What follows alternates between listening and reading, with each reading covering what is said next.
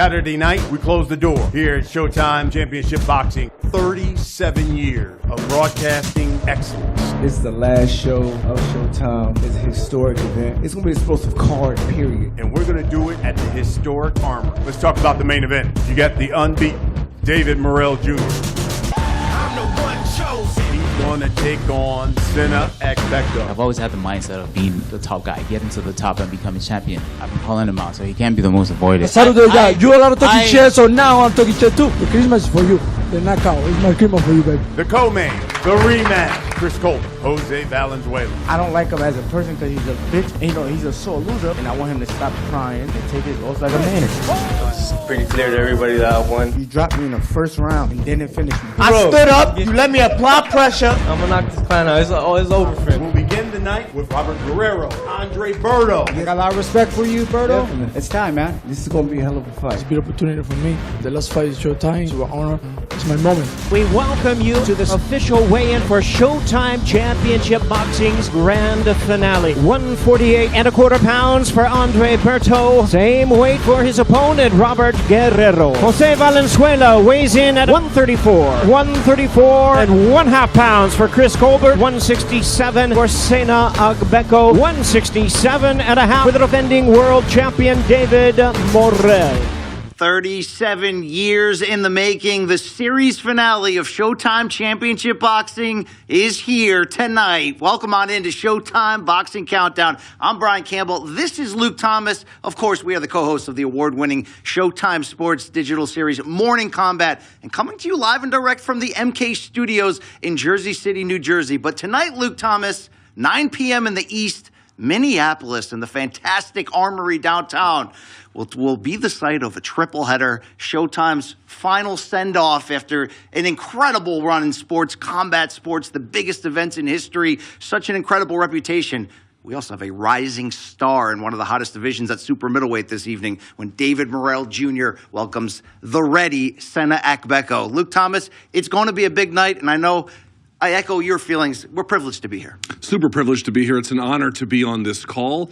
I'm not really sure what to say. There's been so many memories being shared this week, so many discussions about what Showtime has brought to, not just boxing, by the way, the entire combat sports universe. I'll just say I am incredibly humbled, honored to be here. I hope to do the best job that I can. We do have 3 fights for everyone here on the prelim card tonight. And then, of course, the David Morrell Show, the Cuban turned Minnesotan, welcomed very much by the folks in the very big cold hit. place. Big hit in Minneapolis. Huge hit. So very interesting contest here tonight. Absolutely. We got a triple header of featured fights that Luke mentioned that will be beginning shortly inside the Armory. And we will continue to set the stage leading up to the start of tonight's Premier Boxing Champions card. 3 fights coming at you at 9 p.m. Eastern. That's what we're talking about. Our Hall of Fame announced team one last time. Shout out to everybody that put together this card.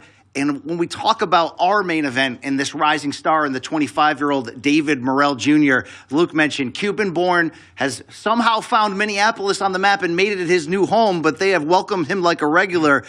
And in less than 10 pro fights, this fighter is 9-0, 8 knockouts, holds a secondary title in one of the sport's deepest divisions at 168 pounds. He'll be defending that WBA title once again tonight, Luke. What can you say about a guy who has so aggressively tried to dare to be great and has not stopped from calling out just about every big name you can find in this division? I mean, there's a question, right? Which David is more avoided, David Morrell or David Benavidez? There's something of a contest. Now, Agbeko has said, well, it's got to be David Benavidez because here I am calling out Morrell. So it depends on your perspective. But obviously, David Morrell is a phenom. Now, I don't know what kind of box office draw he is, although we do know certainly that the folks in Minnesota have really embraced him, embraced his story, and embraced his style. And BC, it doesn't take a genius to say that his style is very easy to embrace. We're talking about a guy, 25 years of age, very athletic, an incredible amateur pedigree. You rightly noted he's only had single-digit pro fights. This will be his 10th pro fight overall. But we're talking about a defensive and offensive slickster. Really, really clever with distance, range. And I want you to pay close attention to his guard manipulation and what he does after those exchanges, how he moves around, makes guys miss. and very, very accurate as well. If you look at some of the stats on his power punches, he lands an enormous amount, not just overall in volume, but in terms of the overall percentage of what he is throwing as well. Not a guy you want to miss. His rise is going to be a big thing to pay attention to for the future of boxing. Given his age, you certainly wouldn't call him a fine wine, but he is aging so aggressively and fast inside the ring in such limited pro experience that we're talking about. I mean, he fought for the WBA interim title at super middleweight in just his 3rd pro fight, captured the secondary version in his 5th pro fight, has fought multiple undefeated fighters, and, you know, outside of a pro debut to get his feet wet, has really attacked fighters with big records. Sena Agbeko, his opponent, fighting out of Ghana and relocating to Nashville, Tennessee, is no slouch across from him. But this has been about Morrell at a breakout time in a breakout division, when in just the past few months on Showtime pay-per-view alone, we've seen Canelo Alvarez, the biggest star in the sport, defend his undisputed titles. We've seen David Benavidez on pay-per-view defending his interim title in a big way. Eventually, all these guys are going to cross paths, but tonight is going to give David Morrell the chance to make his own statement in that lineage right after them on this calendar year. And Luke, speaking of statements, I mentioned sort of each time we see David Morrell, he gets better. He's getting like almost explosively better. The wrinkles that his all-star corner of Houston's Ronnie Shield, an all-time great, and of course Bob Santos also in that corner, one of the best trainers in the game today. You can see that it's the movement. Sometimes it's showcasing the defense. Sometimes it's the speed, flashiness, and combinations. Or it can be that one-punch power. And what we saw Morrell last time he was in the ring in April. It might be the knockout of the year. That beautiful one-punch left hook in the first round that took out his late replacement opponent. Remember, it was supposed to be Sena Agbeko. David Morrell each time is justifying him being in this position so early in his career because he's packing the house at the Armory, and I think he has a lot of people, I don't want to say nervous to fight him, but not going out of their way to call his name. Yeah, and obviously, even though he's only had 9 pro fights, and the last one against Yamaguchi Falcao, which I think didn't even get out of the first round, he blew right past him. He did go basically the full distance against Yerba Sinelli. Now, of course, there was a medical issue with Yerba Sinelli after that contest, although he did recover from that, which we're all very happy to see. But this is what we're talking about. He doesn't have a lot of pro rounds. In fact, if you look at the statistical breakdown between he and Agbeko, I think it's 40 versus 130 plus overall, and yet the technical proficiency, the maturity, understanding the depth of the boxing game, and having the athletic skill, and frankly, a little bit of the athletic, I don't know what quite the right word is, but bravery, willingness to really lean on that, the confidence, I guess is probably the best way to say it, about what he can do, showcase those skills, and he's done nothing but basically run people over. Agbeko has his hands full tonight. Yeah, big opportunity for Morrell to make a statement, not discounting by any chances what got Sena Agbeko to this point. We're going to talk a lot about that as the night progresses, but we've got to start our own triple header of fights in these featured prelims here on Showtime Boxing Countdown. We are going to throw to the ring in the Armory, Minneapolis, in the first of our 3 bouts. This one in the light heavyweight division. Lawrence King welcomes Colombia's Alex Terran.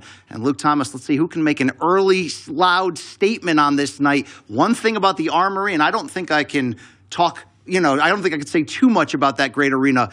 They show up for the first fight of the evening. You got to give it to them. I've still not been to this arena, but I've also yet to hear one person who has been to this arena say a single bad thing about it. I'm looking forward to this. Yeah, historical venue that once housed the Minneapolis Lakers back in the 1940s and 50s as one of the multiple arenas that NBA champion team used. But here we go to start off round 1 of our first featured fight. 6 rounds, 175 pounds. As you see, Lawrence King in the black shorts with the pink stripes. King the southpaw. Looking to back Terran up. Luke, if there is a reputation in recent years from Colombian fighters, they can punch. Boy, can they punch. They can punch, but a lot of them also take fights on short notice. A lot of them are, in this particular case, Terran is coming off of a pretty significant losing streak as well. He hasn't won since 2021, a unanimous decision win over Adama Osumanu. So we'll see what he's got here tonight. 26-year-old King, the southpaw, 6'2".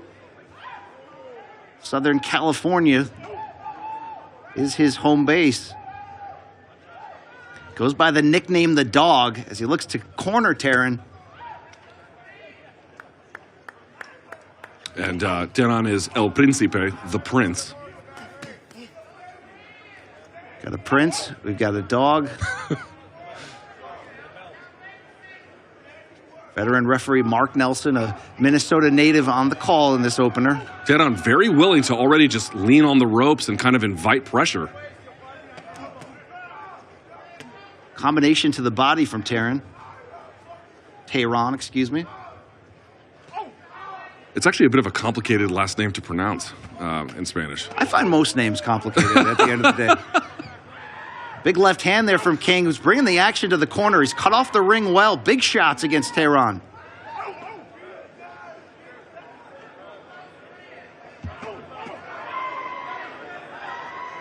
A lot of uncontested shots, not all of them getting through from King. But again, Teheran here circling back to the center. King not doing a great job in that particular moment of keeping him on the ropes, but I guess if a guy's willing to back up so easily, perhaps you don't have to work too hard at it. Teheran fights out of Lynn, Massachusetts these days. He's got 15 knockouts and 23 career wins. Getting a bit overwhelmed by the pressure of King. We come at just under 30 seconds to go in round one. Yeah, just inviting pressure and then waiting to swing back at some kind of pause, defensive pause afterwards.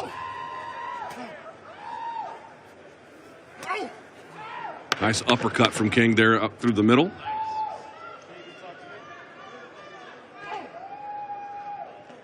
Final seconds of the opening frame. Good work early from the southpaw Lawrence King, able to corner his opponent repeatedly. In his third appearance this calendar year for the young fighter, 26 years old. 2-0 so far this year. Of course, 13-1 to open his career. You're looking at Teheran here. You want to see him start to get off with some clean punches. You want to see him make the younger fighter work. Yeah, and just retreating to the ropes. Probably not the best way to get the victory. But I guess we'll see if he can really sneak something through, lull King potentially into some kind of defensive lapse, and then take advantage thereafter. King has shown big power so far to open his career with 11 stoppages in 13 victories. Turned pro in 2017. The referee not wearing gloves. For some reason, drives me absolutely insane. Drives Luke Thomas. Drives me absolutely. It's 2023. Put on the latex gloves, my guy. Thank you. Shout out to Mark Nelson there, the third man in the ring. Light heavyweight contest as we open round two. Once again, Teheran just kind of retreating there. Good body work. Again, not all of it fully getting through, but enough of it to matter. Good counter left hand there from Lawrence King. King certainly not hiding his intention. He's plodding forward, looking to cut off that ring. It's just that Teheran's almost allowing him to do that. And not really countering off the jab. They're just going high hands, meeting at forearms in close range, and then he's going to the body and then going upstairs. A little bit of jabbing here, but not much getting through.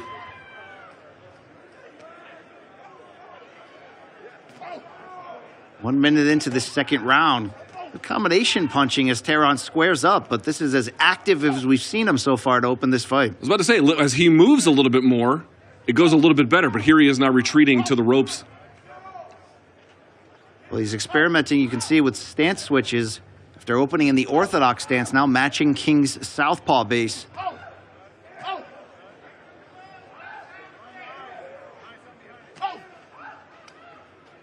King with the low lead hand. Now he brings his hands up high. Let's see if he tries to close the distance.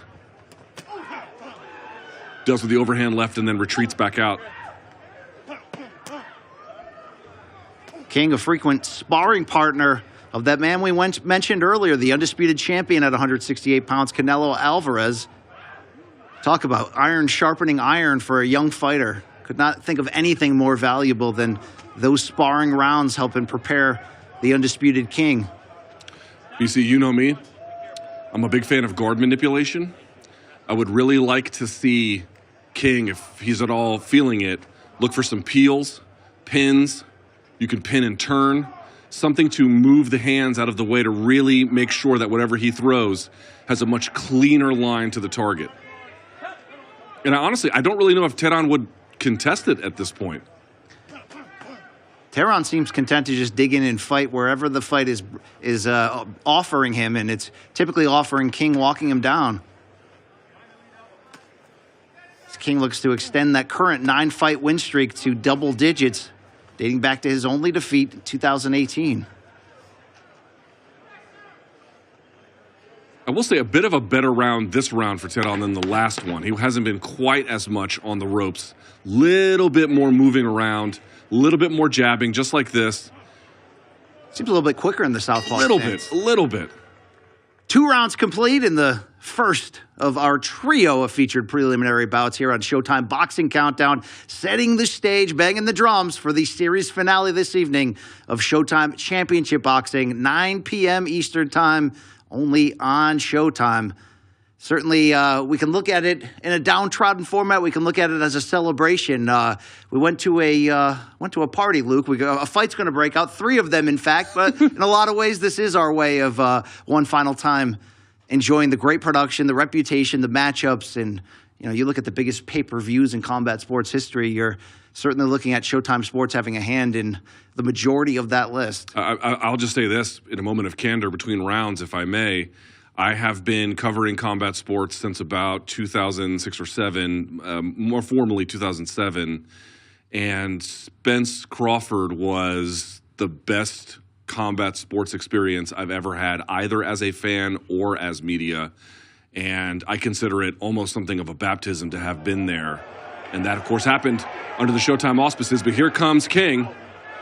Round 3 here in this light heavyweight tilt, but to echo one more time what you're mentioning, Luke, people might say, wow, a one-sided fight, but how about the artistry? How about the showcase? Terence Crawford delivering one of the most mesmerizing top performances against elite unbeaten fighters that we've ever seen at this level. The ability to do what he did to a fighter the quality of Spence on that evening was extraordinary. Yeah. Just one of the major highlights for 2023 for Showtime Boxing and PBC, and really the sport in general. It's been an incredible calendar year here as young Lawrence King continues to put on the pressure in round 3. He's starting to get through, BC. Some of these are starting to land much cleaner, including to the head. Looping shot. And he was doing it from the orthodox stance. He switches back to southpaw as he comes through with the overhand.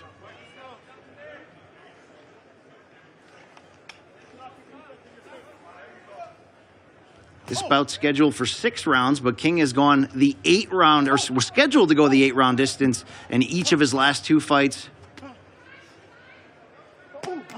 His lone appearance in 2022, King scored a 6-round unanimous decision.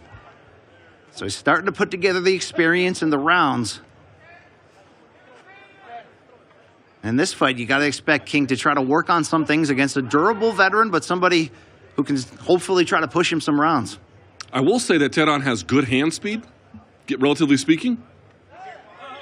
But I have to say also, King, just this round, making a little bit more use of frames off the clinch, which I love to see. Again, I said it before earlier in the fight, any kind of guard manipulation, and of course frames is a little bit different, but they can be semi-related in their use. Anything to position an opponent, make them move the direction you want to make them move, and then subsequently land better shots, higher shot quality. That's what you're looking for out of top prospects. Great body work. Down goes Teran in round 3. A hard left to the body, BC. A liver shot. Mark Nelson's going to let him continue. Let's see if Lawrence King can deliver the finish.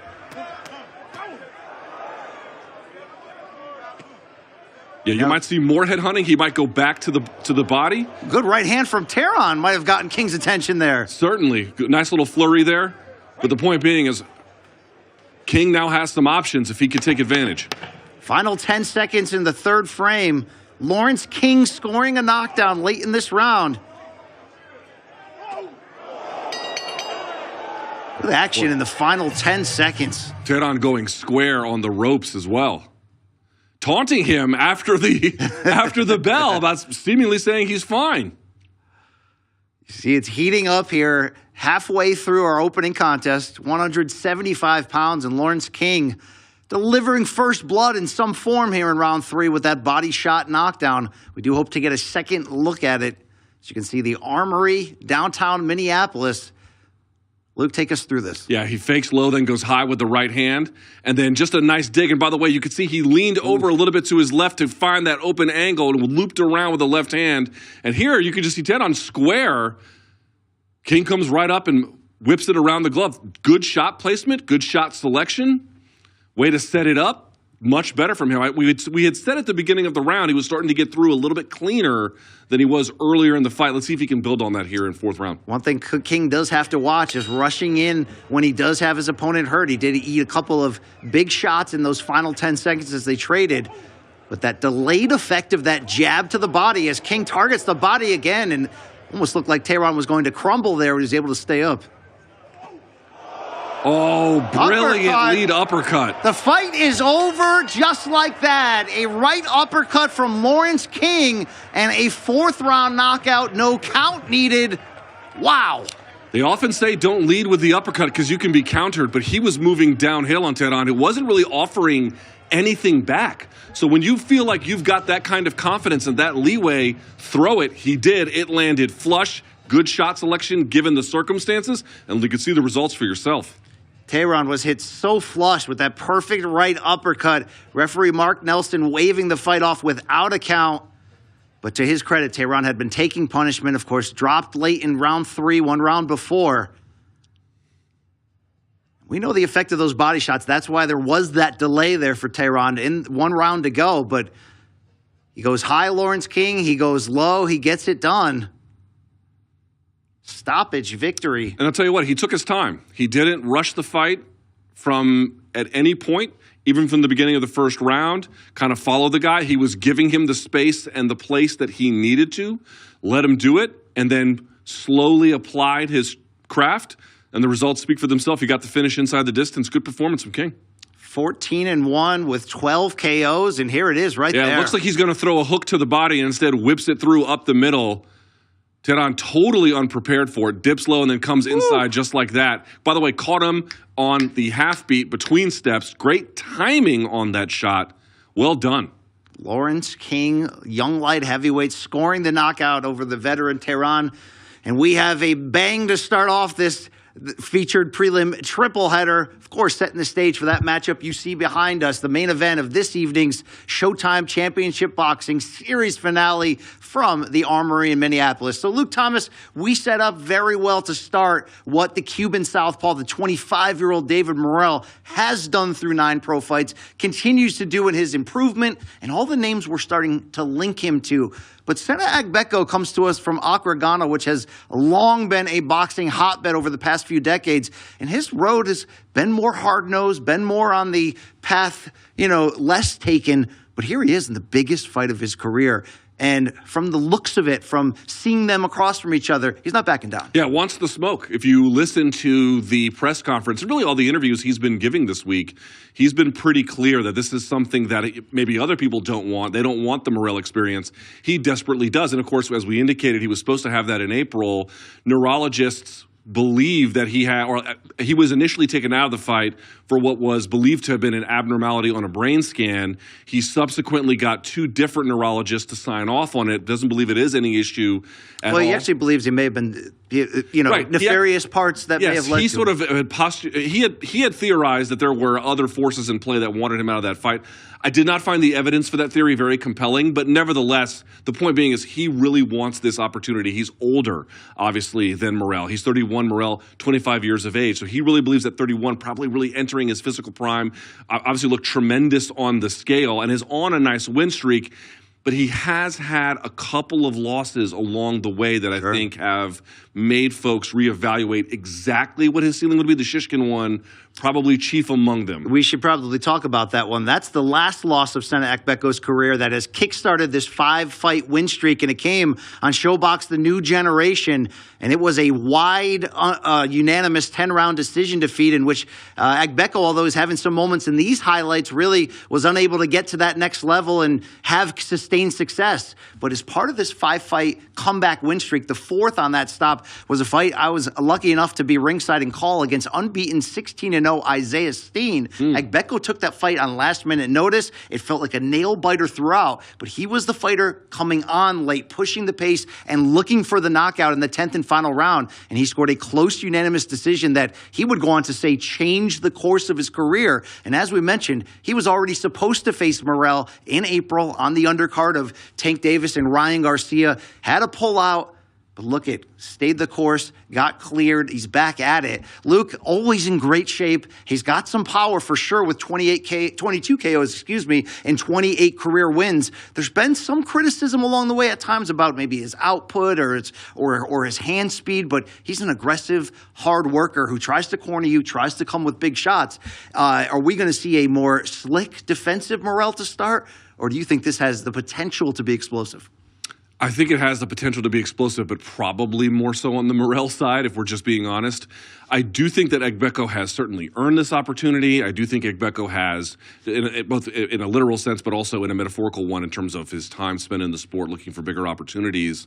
But the reality is, if you go back to the Shishkin fight, like what was one of the stories there about why he was unable to win? The jab was a real big problem for him. Now, Morrell is not the most prodigious jabber in this weight class, but he has a very good one, a very functional one. And I just think that that's going to be a real big problem for him. The real key question for me is, of course, when you talk about Morrell Jr., the slickster, the ability to set angles, traps, combination work, everything, he can do all of it, BC. But he can work behind the jab as well. I really want to see what Agbeko has to overcome not just what Morrell has, but some of these same things that have kind of held him back over time. At age 31, if he's going to make the kind of move, and doing it against Morrell Jr. is going to be difficult, but if he's got that in him, this is the time to show it. If you really made that technical progress, tonight is the night. He's also got to be physical. He's got to go for it. And this big opportunity for him, he's worked so hard to get here, suffered 2 defeats along the way, but you talk about him wanting the smoke. He has embraced the underdog role. I love the quote that I took down from the press conference this week in which he said, "I truly believe that Morrell's team thinks I'm a sheep coming into the slaughterhouse, but they don't know I'm a wolf in sheep's clothing." So, Luke, for Agbeko, he has felt like this fight is the culmination of all the critical respect he's been trying to chase, but more importantly, the huge opportunities. This is a big opportunity for sure, but if he's able to pull that upset this evening, you talk about wide open to him and his opportunities with so many big names here at 168 pounds. I mean, Morrell has been compared to, obviously very different weight classes, but I believe one of Morrell's promoters has called him the 168 Vasily Lomachenko. Yeah. Right? And so that's you beat a guy like that, that would do an enormous amount for your stock. I mean, huge. It would transform, literally, it would transform Agbeko's career. He'd probably have to beat him again or at least fight him again. So, you would sort of know what's next. But, I mean, for a guy looking for an opportunity, it doesn't come much better than this. Dude, Morrell has been set up as not just to have a big year in 2024, but to be one of the next big stars in all of boxing. Oof. Right now, he's the king of Minnesota. He's the king of Minneapolis. But he is looking to really widen the map of where he reigns. I don't know what fights he'll get after this should he emerge victorious, but truly it goes on. We should say the eyes of boxing are on Morrell. There is a huge amount of anticipation about what he can do. Absolutely, and it's not just the Cuban amateur background of the power. There's a dynamic element to it. I know he's learning English. I know there is sort of some future star potential if he keeps winning, and the stars he's going to have to get through in this division to keep winning and pick up some of those bigger titles. But it just feels like when I mentioned to start how much he's improving each time. I mean, he's explosive. He's athletic. He can do things physically with the quick movements that you don't see every boxer able to pull off. And when you have an all-star team in the corner, you're a southpaw. You want the smoke. You want everyone. You're willing to fight them now. He wants David Benavidez. He doesn't want to talk about David Benavidez this fight week, and you can understand as he's focusing on the job at hand. But whether it's going to be Benavidez or it's going to be Canelo or Caleb Plant or any of number of the very big names in this division. David Morrell Jr. is ready now. He would prefer, in fact, Luke, to be fighting them right now. But if he's able to do against Sena Agbeko this evening what Morrell has done in 8 trips to the ring up to this point, a lot of those trips inside the armory, by the way, it's going to be harder to avoid him. He's already got the WBA secondary title. Eventually that mandatory is going to come around. And like I said, whether it's Canelo, whether it's Benavidez, whoever's the last man standing, right now, I think you'd agree, it does seem like Morrell's at that level. When you're comparing the skill level at the elite part of 168 pounds, he's in their company. There's no question about it. There's absolutely no denying it. I mean, again, whether or not he has done the kinds of things at the box office or on social media or any of these other sort of Q rating metrics in order to justify getting a big fight against a big name, that is very much debatable. Again, not that many fights to this point. But if we're just talking skill level, if we're just talking who would win no matter the circumstances about the box office, Morrell is already in that conversation. Morrell versus Benavidez has a lot of people thinking Morrell could win. Morrell versus Canelo Alvarez has a lot of folks thinking. I mean, by the way, the dimensions that he would have, both in terms of a height, I think the math on that is that he would have an 8-inch reach advantage if he ever fought Canelo Alvarez. I mean, these are substantial margins. Already talking about a young guy who is a slickster, who does things at a high level, who really understands trap setting, movement, angles, timing, and puts them all together in this beautiful tapestry of boxing. He is a rare talent. So again, if Agbeko can take that from him on a night like tonight, the world is his oyster, but it's going to be difficult to do. It's huge opportunities ahead for young David Morrell. Does not fight like a youngster, though. Looks like the finished product. Can we see some action tonight? Can he be pushed to the test by Agbeko? That's what we're getting ready ahead of 9 p.m. Eastern time, the start of tonight's triple header. But, Luke, it's not just one fight. There's 3 of them. How about this co-feature? Back in March, we, of course, saw Chris Colbert move up to lightweight, take on the heavy hitter, young Jose Valenzuela. And we had a pretty disputed fight, an interesting one, certainly, where Colbert was brutally knocked down 30 seconds into the fight, but he was able to come all the way back. And although the decision remains disputed, I think at the very least the resolve of Colbert showed that this is a competitive rivalry and there is no love lost between them as they enter Chapter 2 this evening. And we should say this, if you guys missed the press conference, these two had by far the most animosity for each other relative to some of the other fighters that were on the stage. I mean, by a country mile, it was the most heated. And they actually stood up, jawing with each other, and shook hands on a bet that the winner would pay the loser would pay the winner, independent of the purses, an additional $50K. So there's another $50K side bet on top of this, which, by the way, I don't know what the betting rules are in any given state. I don't know if any of that's above board, but it sort of goes to show you that there was a lot of intense rivalry between them. Chris Colbert, I think, by the way, being the more angry of the two, at least from what you could observe at a press conference. And BC, you mentioned it. He got dropped, Colbert, at the beginning of this fight, found a way to rally back into it. But also, it wasn't just the first round, obviously, where El Rayo had his decent work. That was his best work, probably, but he did rally with flurries. Later, he was able to corner Colbert at various times. You really kind of wonder what Colbert is going to be able to do here to win. I understand that there is a lot. I'm simply saying it's going to take a disciplined effort from him. Part of the reason why he had trouble was he fought a little bit reckless the first time. I agree with you. And look, it's been an interesting ride the past couple of years for primetime Chris Colbert, a guy who we were really looking like flashy hair, big-time knockouts. We were looking at him as maybe one of the next breakout PBC prospects at the time at the 130-pound division. But look, you remember just as it seemed we were ready to anoint him as that next crossover star, he ran into Hector Luis Garcia in that title fight. And I don't want to say he got exposed, but it was certainly a humbling enough loss where we had legitimate questions. But to the testament of what Colbert is made out of, 27 years old, fighting proudly out of Brooklyn, he went right into the Valenzuela fight. It wasn't like he needed to reset. Moved up in weight to 135, felt that 130. He was taking too much away and leaving it on the scales and the weight cut leading up to the fights. and then to get dropped by a big puncher in the first round and rally back. And even if you were on the side that echoed a lot of the Showtime broadcast that evening that maybe Valenzuela deserved the nod, I happened to actually score it for Colbert by 1 round. Ooh. What you can't deny is if you look at the show stats brought to you by CompuBox is that Colbert was pushing the pace in the majority of those final rounds in the second half, attempting more, landing more, and really trying to fight back. Yet I talked to Chris Colbert on Morning Combat in the build of this fight, and Luke, he echoed what you said. It's going to be more about boxing. It's going to be more about smart decisions this time around. If he can keep this on the boxing terms, that's going to be interesting for Valenzuela, who was the chaser a lot of times in that first fight and showed the bigger power moments. We're going to have to see extra wrinkles out of him because Valenzuela, 24 years old, had a big hype around him, and now this could be 3 defeats in a row. Yeah, that's the other part, too. 2 losses in a row heading into this contest, albeit one of them quite disputed. The other one against Edwin De Los Santos, he got stopped pretty early in that contest. So either way, 3 losses in a row would not be great for a guy this young into his career. He did have some great success, again, just beyond that first round. But he's going to have to really pressure Colbert, I think, in this one. Really going to have to make him make mistakes under duress. Because if Colbert has time and space to move and make decisions and use his length and speed and footwork, it's going to be really tough to see how Valenzuela will win. Fun contest. I can't wait for it. Let's go back to the ring, though, in Minneapolis for fight number 2 of our featured prelim triple header.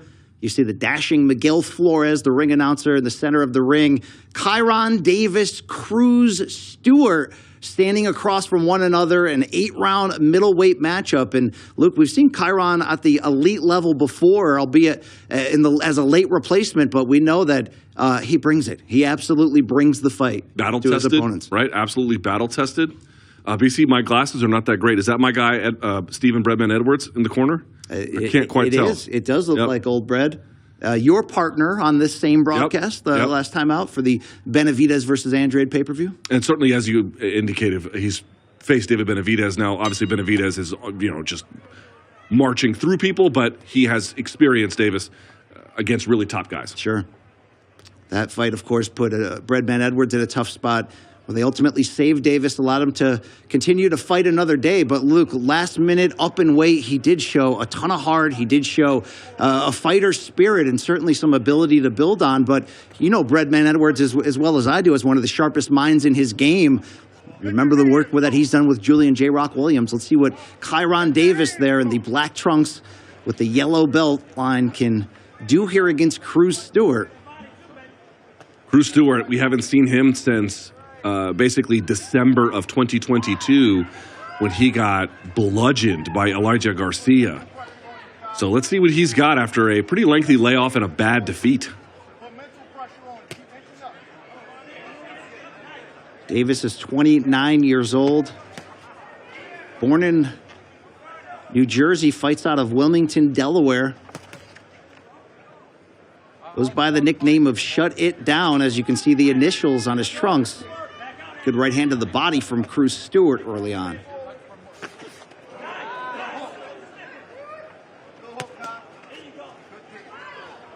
Our first of 8 rounds in the middleweight division.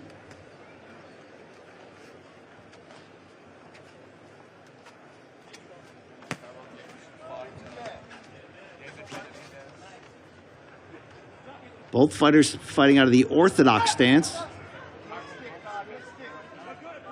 Both guys sending out feelers or gauging responses or gauging speed by, in the case of Davis, kind of accepting some of this.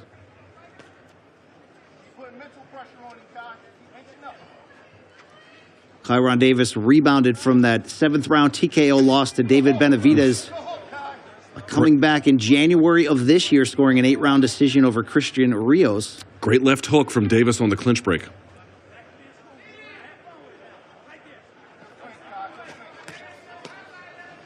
But Davis ended up taking off 14 months after that Benavidez loss.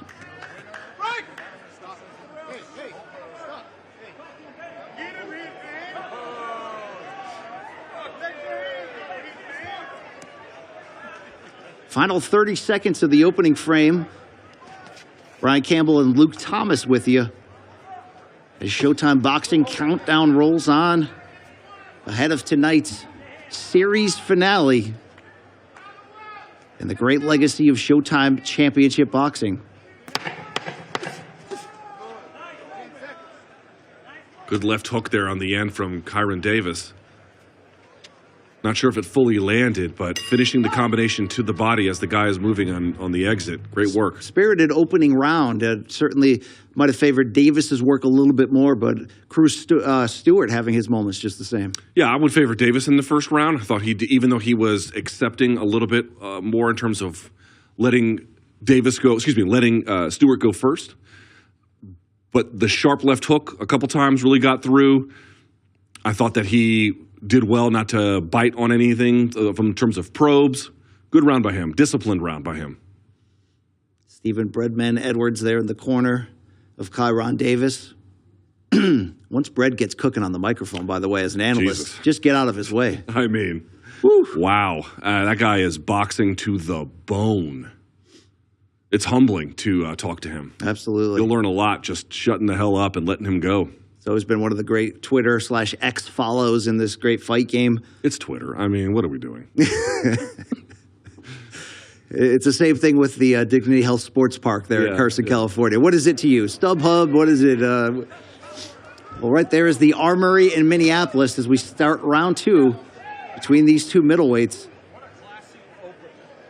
The 34-year-old Cruz Stewart goes by the Hitman nickname. 6 KOs and 8 victories up to this point. Nice jab. Just touched him with it. Didn't really stab, but good timing on it. Good body shot there from the Hitman mixed in.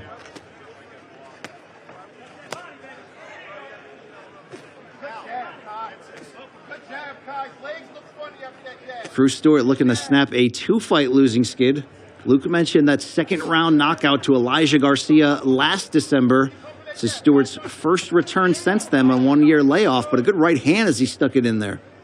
Davis putting on a little bit more pressure visibly right away in round 2, but Stewart had a nice counter just now off the jab.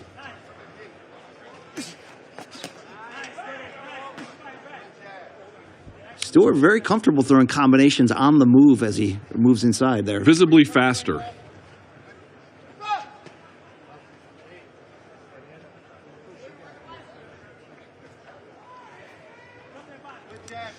Pace slowing down just a bit here in round 2. Ooh, right uppercut from Stewart. Sneaky shot. Check the chin of Davis. Yeah, he's keying off of Davis's jab and countering as a consequence. Definitely lowering the output of Davis in the process. Good stiff jab there from Stewart. Very comfortable shifting gears with footwork without, without lowering the output is really what I'm saying there. He's able to. And the flurries are kind of freezing Davis, right? Even though a lot of it's not necessarily getting through, the amount of punches. By the way, great job there rolling underneath and then re-attacking by Stewart. But just the amount of shots he's throwing immediately back in combination is not allowing Davis to really get going. And if we're going to mention Kyron Davis's elite experience, it's not just the loss to Benavidez where he showed so much heart. How about the split draw that he pushed former 2-time champion Anthony the Dog Durrell to back in 2021 in Los Angeles? That's the fight where Kyron Davis really made his name for the gutsy effort, the mix of the boxing ability, and the big heart continues to bring here as time is called. Oh, his shorts are falling down. There we go, a little wardrobe malfunction repair on the Hitman. That's how I dress my toddler in the morning.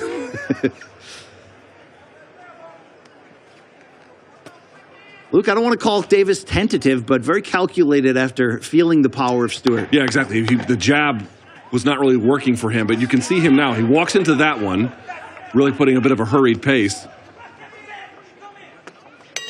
Good round. But he was implementing level changes towards the end of that frame. Absolutely. A nice breakthrough round there for Cruz Stewart. 2 rounds in the books in this middleweight fight. Very competitive to start. And, of course, the second of our 3 fights. Here's a replay at some of the Cruz Stewart handiwork. Slip and then comes through with the uppercut. By the way, pushes off the lead glove and turns. Great job by Stewart. Triple jabs, rolls under, takes the turn, body shot right there to the left. That's a nice piece of work from Cruz Stewart. Not showing any ill effects from the bad loss to Garcia thus far. 1 year layoff for Stewart after that second round knockout loss, but really coming alive there in round 2. Not just the speed, but good footwork, good power. See what type of adjustments Coach Bread, Stephen Edwards in the corner of Davis, can help his fighter make as we get ready to start round 3. You see that countdown clock in the top right corner of your screen. A little more than 90 minutes away from the start of tonight's Showtime Championship boxing card. Triple header, 9 p.m. Eastern.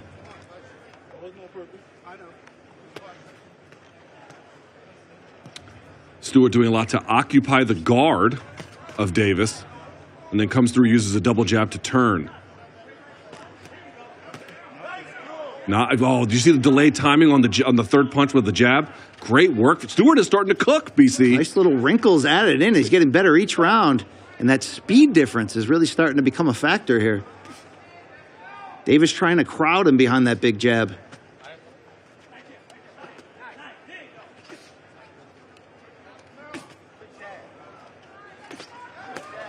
Oh, boy, the shots off the angle move, and the angle switch, excuse me, really giving Davis problems. Flush power shots followed up by a combination to the body from Stewart. Quick referee warning, and we're back at it. Again, walks into the uppercut. But that right uppercut is money for Stewart. There it is again, touching him with it. Davis starting to fall deeper into the shell. Good right hand over the top from Davis. I'd like to see Davis go a little bit more to the body to challenge some of what Stewart is doing, both in terms of the rolling underneath as well as just the movement overall. Right cross from Stewart, as you can see, from Davis. Stewart's taken away the jab of Davis by countering him over the top with that right hand. The second order attacks from Stewart are really getting through, right? He'll throw some kind of shot at jab or across whatever, slip underneath, whatever, roll, and then get inside. And usually from there's a series of follow-up shots, and many of those are getting through. Final minute of round 3 in this middleweight contest.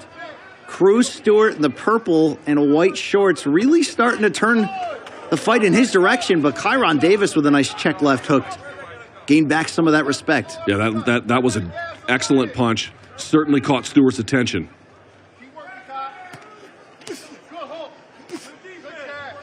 Shut it down. That's the initials SID on the shorts of Kyron Davis, his nickname. Good right hand from Davis, starting to gain a little bit more confidence here in round 3.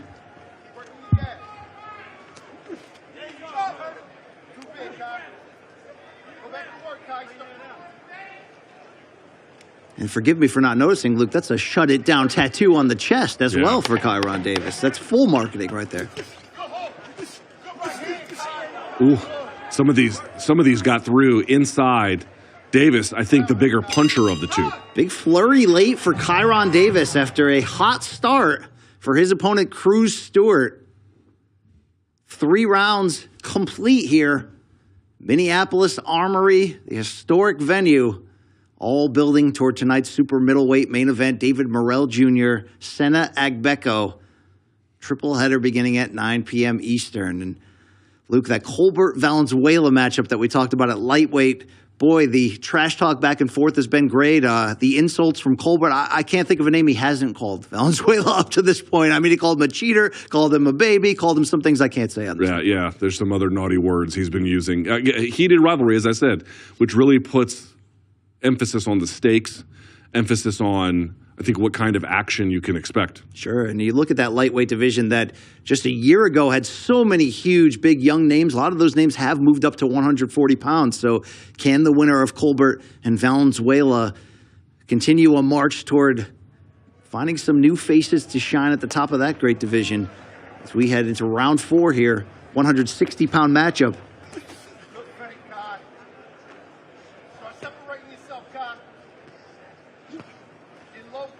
Hear the instructions from Breadman Edwards in the corner of Davis. Start separating yourself, Kai.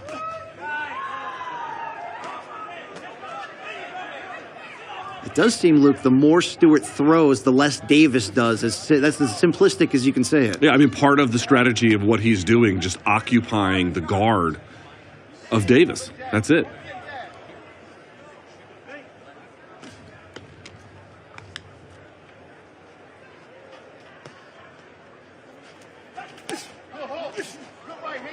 Davis turned pro in 2014. A good right hand there landing on Stewart. These mid-range exchanges are favoring Davis significantly. Now he's got Stewart backpedaling just a bit. Stewart teased that right uppercut. That was the big punch in round 2 that helped him turn the fight back in his direction. I'd like to see Davis cut the ring off a little bit more. Giving that escape route to Stewart is going to make it much harder to get the kinds of combination like that kind of opportunity, right? Double left hook there, right? These kinds of opportunities, these mid-range shots, he's really going to have to, and some of those are close range, a little bit more of cornering Stewart, I think, is going to be in order to get that.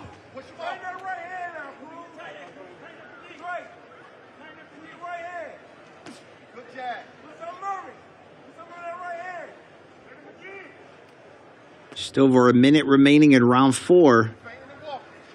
Somewhat of a slow round as both still jockeying for position. They've almost taken turns. Davis controlling the first round, big second for Stewart. Round 3 saw each fighter sort of have their moments. Ooh. Big right cross from Davis at the end of that combination. Momentum has shifted here to Davis pretty significantly.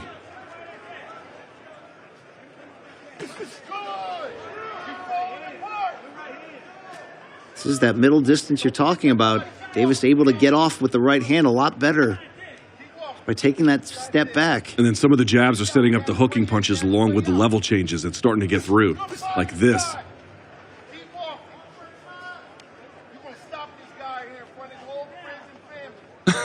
Did you hear Breadman? Breadman saying he's ruthless, man. Davis going to stop this guy in front of his friends and family.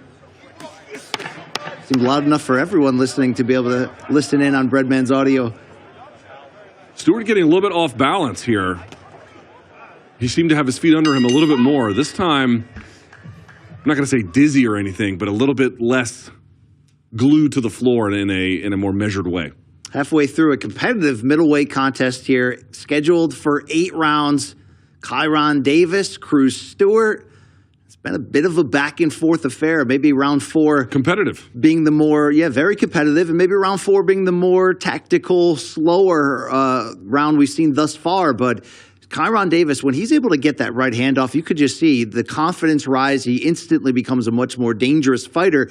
Mostly, Luke, because he's been unable to consistently work that jab against the speedy countering of Stewart. And again, we talked about it earlier in the fight when Stewart was moving and then punching and catching Davis, sort of walking in. You haven't seen hardly any of that in the last round. And it's actually Davis really putting Stewart on the back foot in a way that is limiting his output. That's the big difference. It's one thing to walk a guy down, but if you're still getting popped, you're not really walking him down. But once their output declines and then they become less able to get their shots going, obviously that's the signal that the pressure is working as intended. Well, we've taken turns shifting momentum so far in this fight. It's Cruz Stewart's turn now. Put some punches together. Trade stiff jabs early.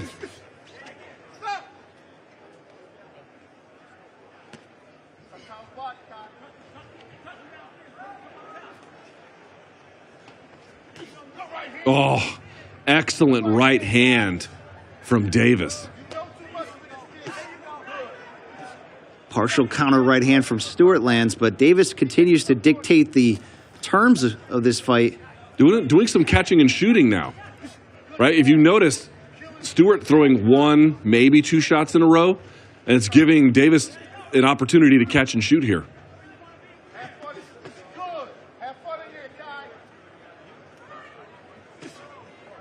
And he stopped the defensive roll to change angles as well. Some of these body shots, remember we were asking for it earlier, it's really limited Stewart in terms of touch, roll underneath, and go.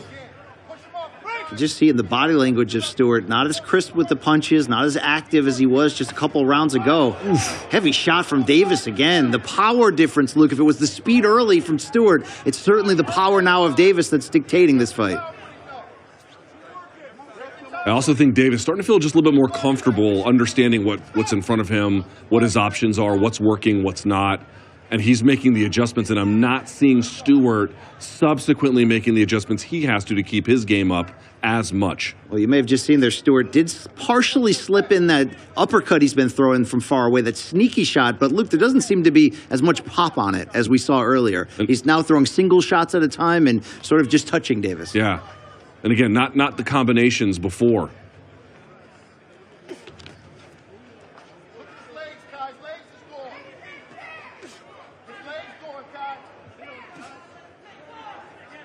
A series of jabs from Kyron Davis. It's a 17-3-1 record to his final appearance of 2023. Oh, nice shot. 2 right hands in the clinch before the referee got the break in. Stewart didn't like it, but he didn't rest, Davis. Stewart comes to us from Maple Grove, Minnesota.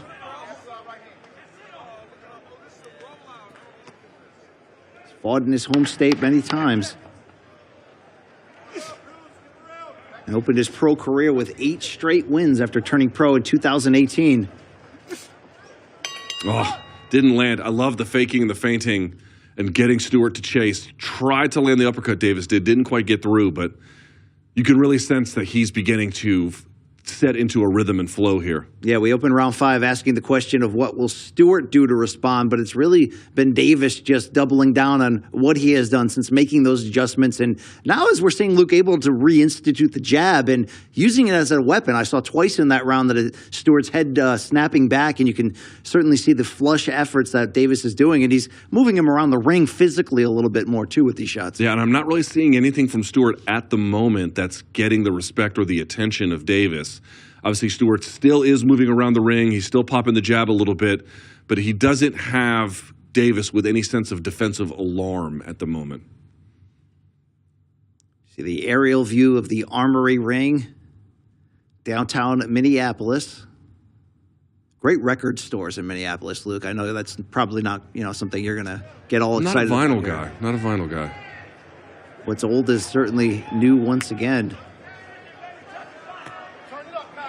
I mean, what's more classic for hobbies than vinyl and boxing these days, right? Love that. Parry the hand and through the hook. Again, really taking advantage of some of the defensive lapses. Get underway in round 6. Oh. Right cross from Davis there, set up nicely behind that jab. Stewart tries to answer with a right hand. Look at Stewart's back foot, though. He's really coming off of his base to throw, which is making him, I think he's covering the distance that he wants to cover, but it's taking away a lot of his balance.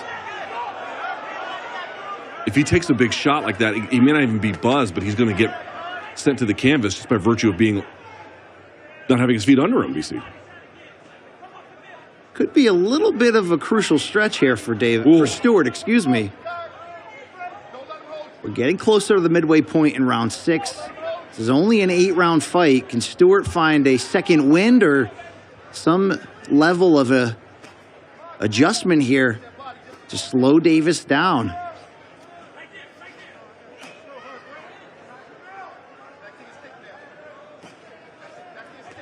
See Davis, very strong build, but I like even more when he fights like the stronger fighter. And it's not just stalking a guy and walking him down. It's using that frame, using that physicality, maybe forcing the referee to get in there a little bit, but using that shift of weight to lean on your opponent and wear him out. I mean, it's not maybe the prettiest style when Vladimir Klitschko is executing it to ad nauseum, but that's certainly a veteran trick that can separate you from your opponent there. Davis really using his own right hand to come over the top of the jab of Stewart. It's getting through a lot, and then from there, some of these hooking punches that have been very effective are also there. Stewart complaining he got pushed unfairly and then hit with the punch afterwards, but I don't know. I'm liking the work from Davis thus far. Final minute of round 6. Davis riding the momentum. And if I can make a point here very quickly, BC, taking away that jab from Stewart has been absolutely key for Davis, because before, even if it wasn't landing, he was probing with it. He could do stuff. He could keep the guard occupied from Davis. He's taken a lot of that away. Stewart did land a right hand there, but Davis came right back to counter. Didn't necessarily love the body language from Stewart.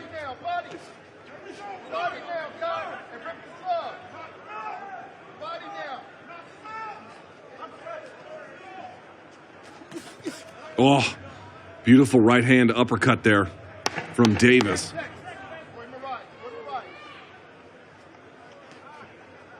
Closing seconds of round 6. Another strong effort from Kyron Davis. And the tone has slipped in another way, BC, which is that Davis is the one putting pressure, but he's the one now counter-fighting. He's waiting for Stewart to go, countering him while still kind of applying pressure. So it's this weird scenario where typically, not always, obviously, the guy who is the one pushing the action, the other one tends to be the counterfighter on the back foot. As we take a look at some of the replays here. Oh, I don't know how he turned into that hook a little bit. It didn't quite land. Little snapshots of round 6 here. This was a good exchange from both fighters, but when you see those power shots landing, I mean, the bigger shots are being landed consistently by Davis. And this fight is now slipping away from Stewart. He's game. He looks to be still there. I don't think he's taken a tremendous beating to this point.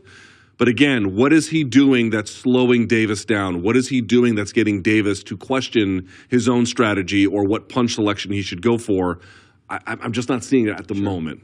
Cruz Stewart did fight 8 full rounds 2 fights ago in June of 2022. That was a unanimous decision loss to unbeaten Hakeem Lopez. As we enter round 7.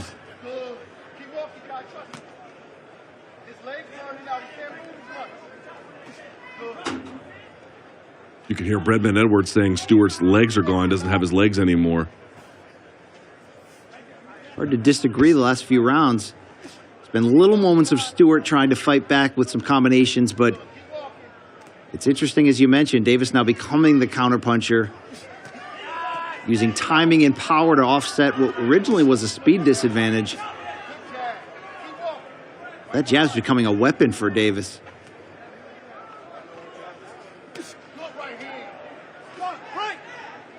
I also love how Davis doesn't stop punching until the ref really intervenes when they clinch. Love to see a referee with no gloves, you know, just barehanded. Just the worst. I mean, I don't know if I'll fight that battle with you. I'm not saying he's a bad referee. I'm just saying I don't understand the lack of hygiene. I just don't get it. Sure, they're washed. I mean, at a bare minimum, I would expect them to be, right? Midway point approaching in round 7. Whatever crispness Cruz Stewart had earlier, been limited to single punch explosions and not many landing. And again, another counter over the top, the right hand over Stewart's jab. It has shut down Stewart's offense. The hooking shots have really slowed down his ability to move. I would like to see Davis turn up the intensity a little bit here. Davis seems to be fresher. Another good right hand.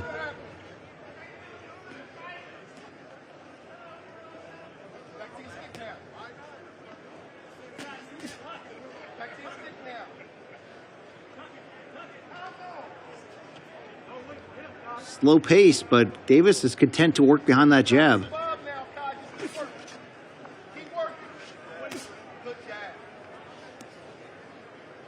We have seen Stewart jump around in weight. This fight, 160-pound limit, but he fought at 172 pounds just last year. And he's not rolling anymore underneath anything, Stewart. Just kind of punching and then moving. Stewart's fought as high as cruiserweight in his career and split between super middleweight and light heavyweight for a bunch of it. Yet Davis looking to be the bigger puncher. And flurrying as Stewart closes the distance, limiting what he can do in terms of any kind of return or any kind of defensive maneuvering. 7th round complete. 3 minutes to go in this middleweight matchup. Can Kyron Davis put a bow on top of what has been a nice adjustment from Stewart's success early on and a sustained run here of big jabs, big right hands, but really controlling most of the terms heading into the final round? A little bit over an hour and 15 minutes to go there. 1 hour and 17 minutes until the start of the triple header this evening, 9 p.m. Eastern on Showtime Championship Boxing. Let's see if David Morrell Jr. can close out this campaign with a bang against that battle-tested Sena Agbeko. It was maybe, Luke, 2 years ago. Last year, we sung the praises rightfully of super middleweight as the deepest division, most star-studded division in this sport.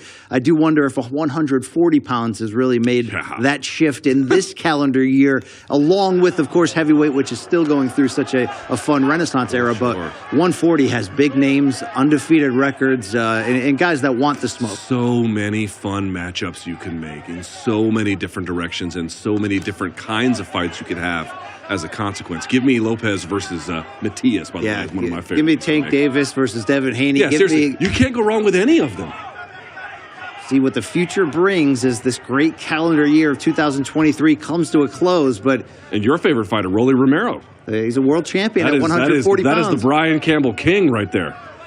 He's a comedic genius, that hard-punching fellow there. Genius is a strong word. Strong word. A born entertainer there. Final round middleweight action. Kyron Davis in the black shorts, yellow trim.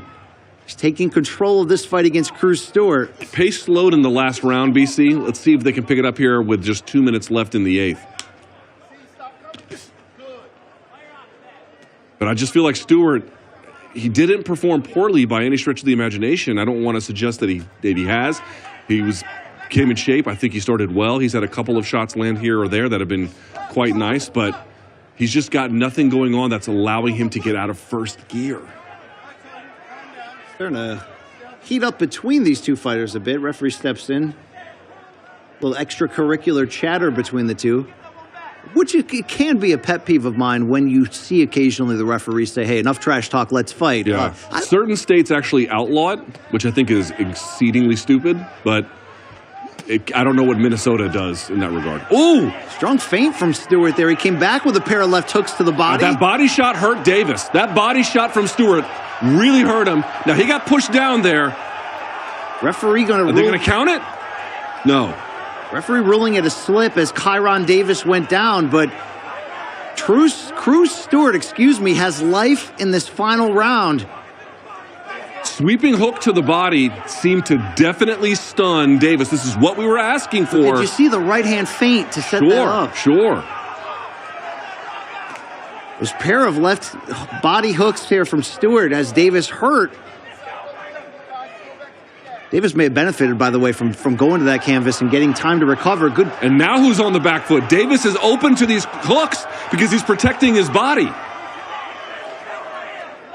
Doesn't seem to be a ton on these shots from Stewart, and he's running out of time, but Davis is fatigued. He was hurt from those body shots. Could we be in for a dramatic finish? Less than 20 seconds to go.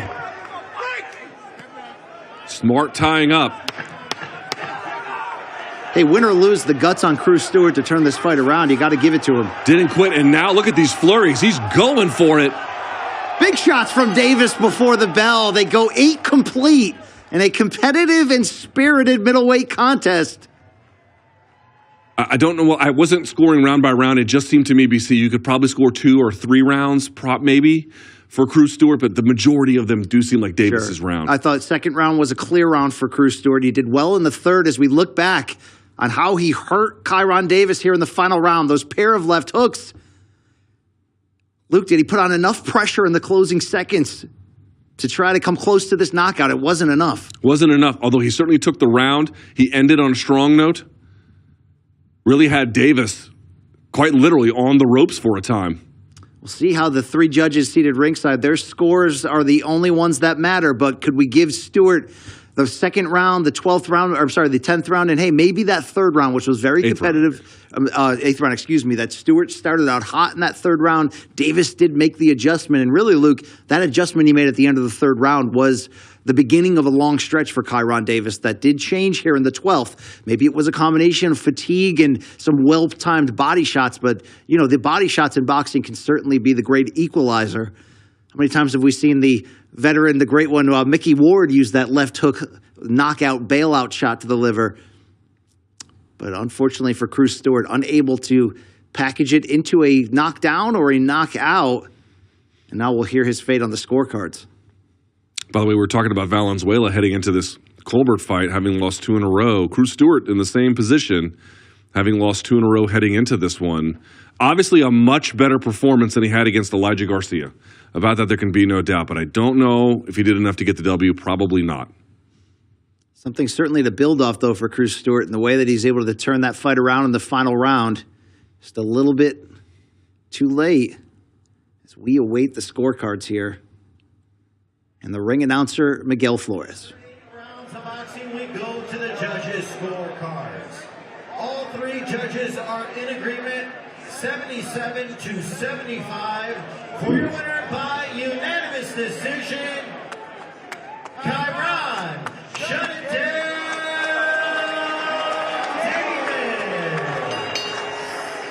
Davis. Here's some boos there from the Minneapolis crowd, of course, with Cruz Stewart being a local product, but the right fighter got the victory. A good effort late by Cruz Stewart, but Luke, 77-75 on all 3 scorecards showed the 3 judges certainly gave Cruz Stewart respect for what he was able to show tonight. That was fairly winnable, actually, and more than I perhaps thought that it was. I did not think it was going to be as close, but in the end, the right guy won.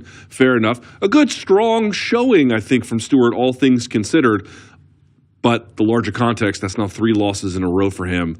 Tough break. Absolutely. That's the second of our 3 featured preliminary fights here on this Showtime Boxing Countdown triple header.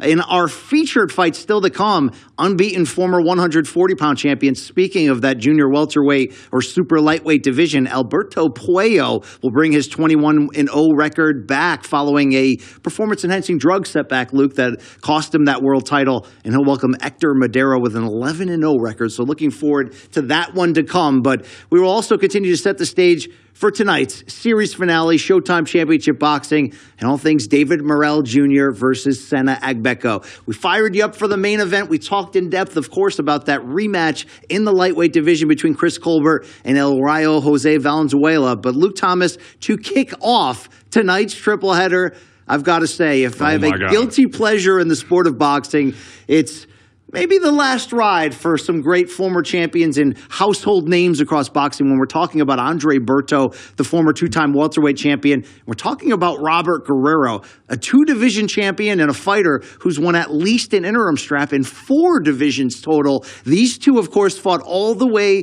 back in 2012. A decision win for Robert Guerrero lifted him towards a pay-per-view bout with Floyd Mayweather that aired on Showtime pay-per-view. Berto, of course, would close out the regular portion of Floyd Mayweather's career. I say regular, of course, before TBE came back against Conor McGregor in 2017.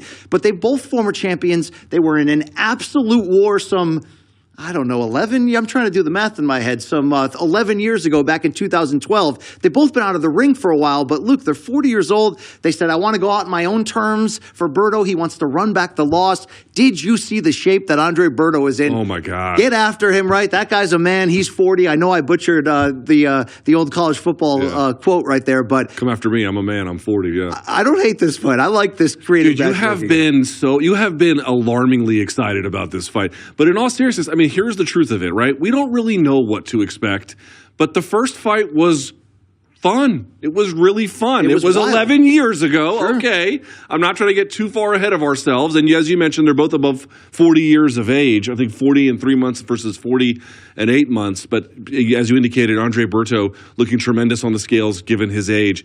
But BC, if we go back to the first fight, it was crazy, right? You had Guerrero knocking Berto down in the first and second round. So he goes into round 3 having faced 2 10-8s, having great moments himself, and yet both eyes completely swollen shut. Looked like he got stung by a bee or something. I'm not even trying to be funny. Like, it really looked quite bad. You wondered how he could even see, but he was landing beautiful uppercuts consistently against Guerrero, as well as a series of other shots. Guerrero also having his moments late in that fight as well. That fight was really, really fun when they had it. I don't know what they've got at 40. I'm just going to be honest, but it probably won't be unfun. This will certainly most likely be the final fight of each of their careers, although who knows what can happen when somebody can look good in a comeback opportunity like this. But both have been out of the game for a few years, and I can't say enough looking back at that 2012 clash that took place in Ontario, California. Luke, you nailed a lot of the fallout and the craziness of what happened with the knockdowns, but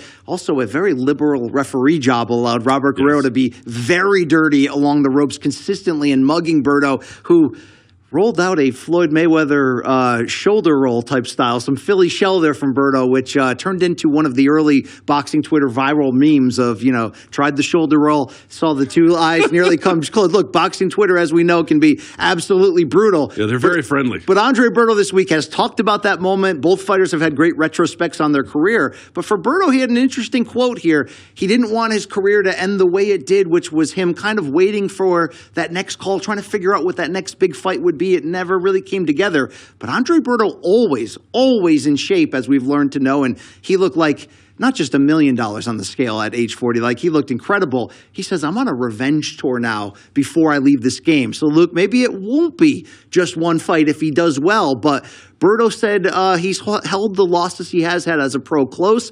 He'd love if he can get a chance to chip away at some of the names. I mean, he's probably not going to get Mayweather back in there. Yeah. He did redeem that loss he had against Victor Ortiz, which was 2011's fight of the year. But we don't expect greatness here. But maybe we expect a fun fight between two decorated former champions who always did bring it. You have to give it to both. I mean, obviously, you don't really know how an older athlete is going to be able to perform or even what their durability is going to look like. But again, it's not like the first fight was some kind of jab fest and clinch.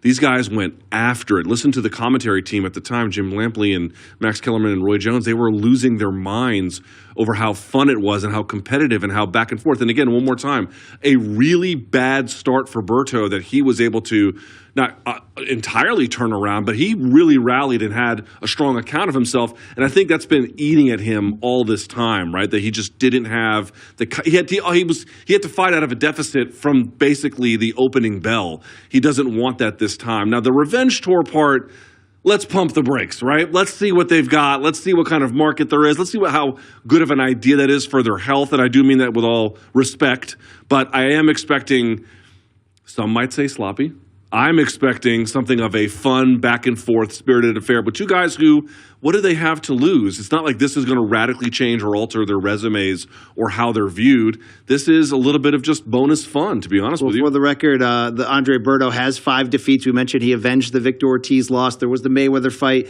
There was, of course, that wild stoppage loss to Jesus Soto Carras in 2013. That was a fight of the year contender where Berto bravely fought through the hurt shoulder. He fought with one arm. And could he run back this Robert Guerrero win? It'll be interesting to see. A quote from Guerrero leading up to here, Luke. I wonder what you make of it. Of course, his father, Ruben Guerrero, his longtime trainer, he said, like my dad always told me, the older the bull, the stiffer the horn. We are ready to go. So Robert Guerrero as well looked good on the scales. When you look back at that first fight, Guerrero won a 116-110 decision on all 3 scorecards. I mentioned it catapulted him to Floyd Mayweather, but Dr. Lou Moret, the referee, allowed a lot to go on that night in the trenches there. As, unfortunately for Andre Berto, the other loss I didn't mention in his career came against Sean Porter. That was at the Barclays Center in Brooklyn. I covered that ringside. That was also one of those fights where you're like, I saw a few forearms and elbows slip in there more than once. We'll find out what happens here tonight as Berto Guerrero Part 2 opens up the triple header. Well, I could be wrong about this, but I believe this is right. Berto, we're speaking about Showtime and their relationship to combat sports, I believe that Berto's brother, Edson Berto, who was a credentialed MMA fighter, also fought on Showtime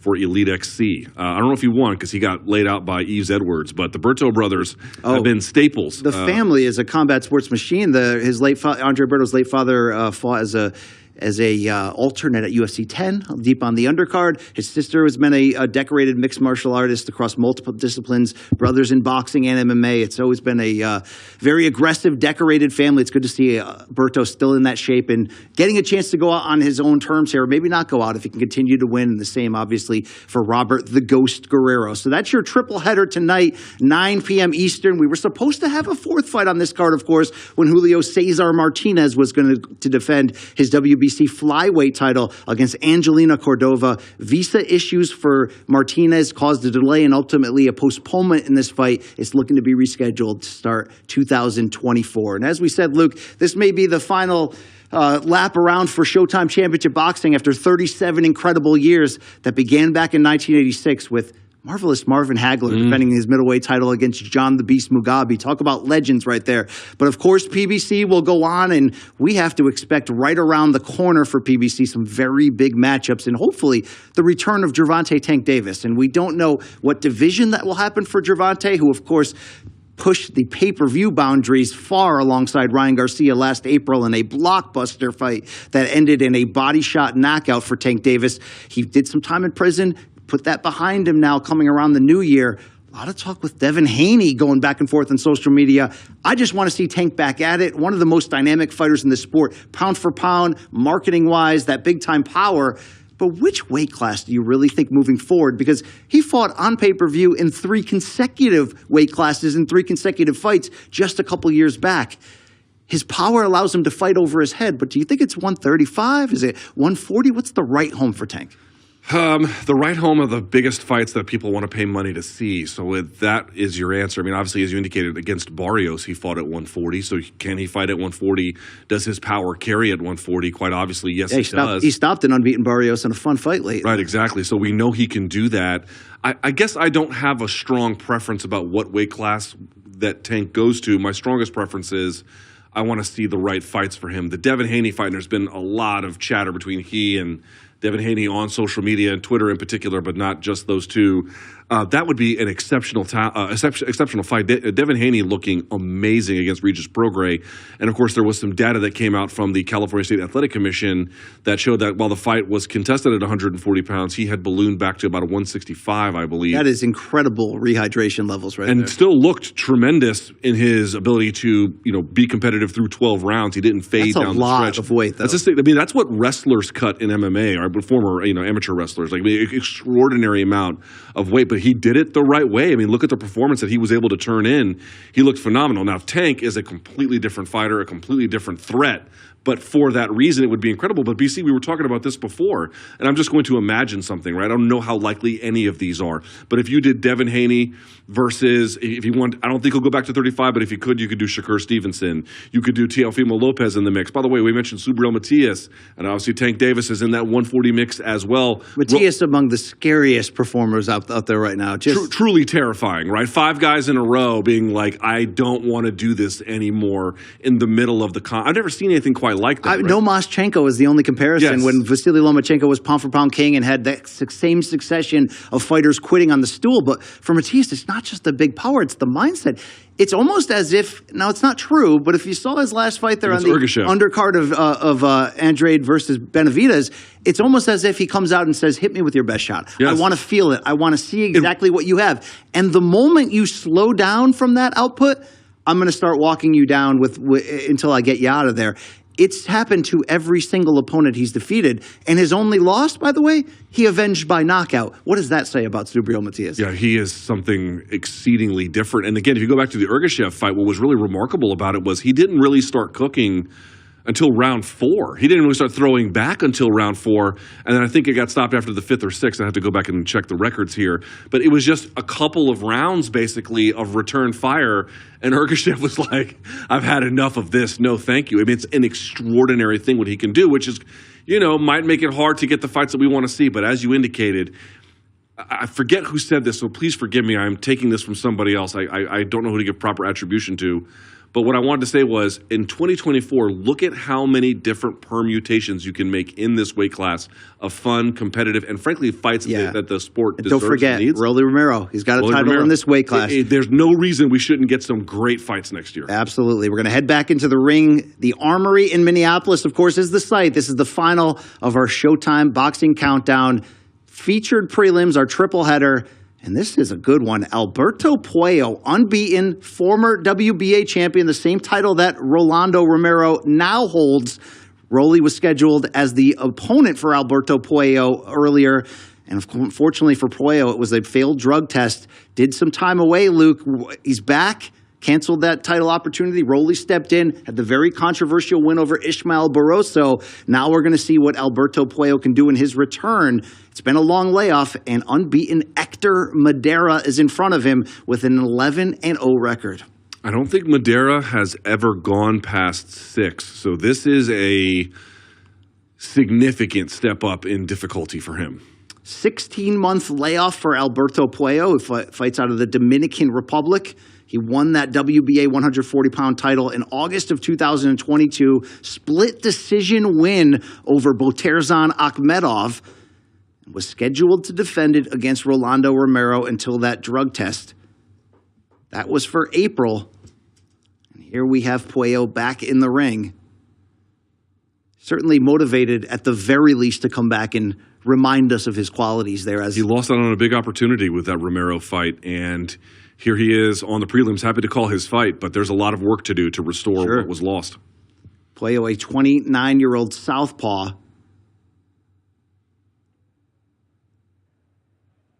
Ismael Salas, the great Cuban trainer, in his corner. Puello was previously trained by Bob Santos. Puello part of this recent Dominican revolution of fighters from that island, including, well, Edwin de los Santos had a title opportunity recently that didn't go his way against Shakur Stevenson, but a trio of champions recently. Puello there in the blue trunks, the white lettering, and Madera in the white trunks across from him. Madera putting on some good pressure. Already that right hook from Puello's causing some problems for Madera.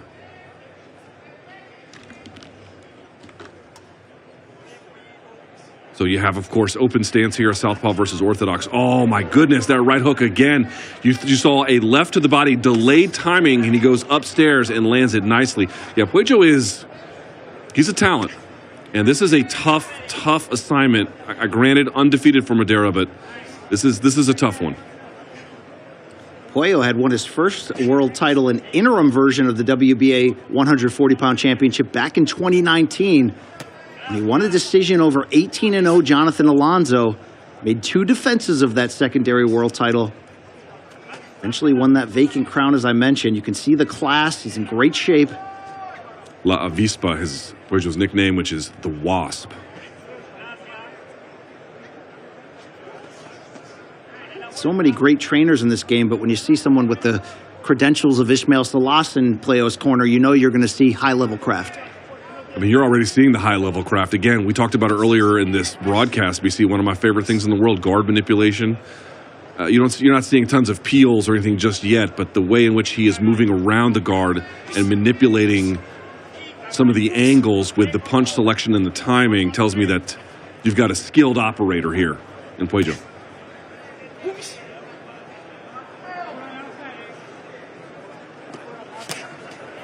Just under a minute to go in the opening frame.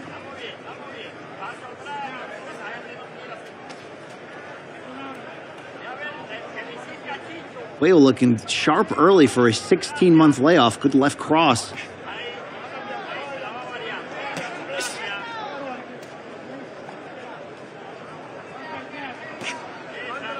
The stats will tell us that Puello only holds a 2-inch reach advantage over Madera, but visually, Luke, that looks to be deceiving. He seems to be lanky, relatively speaking.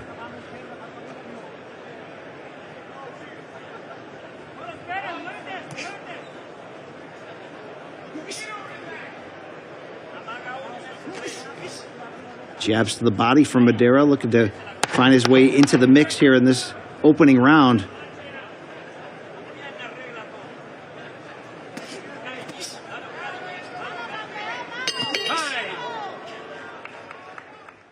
Good first round for the Dominican. Again, pay attention to that right hook. That thing is versatile and quite effective. Showing it off in the opening portions there of round one against the 27-year-old Hector Madera, fighting out of Stockton, California. I hear Stockton, Luke. I think of Diaz brothers. I think of slapping. I certainly think of toughness for this fighter. 11-0 with 6 knockouts is Madera, but this is without question a step up in class to somebody of the world champion level. Yeah, Stockton and Lodi, California, they produce some tough SOBs, man. Boy.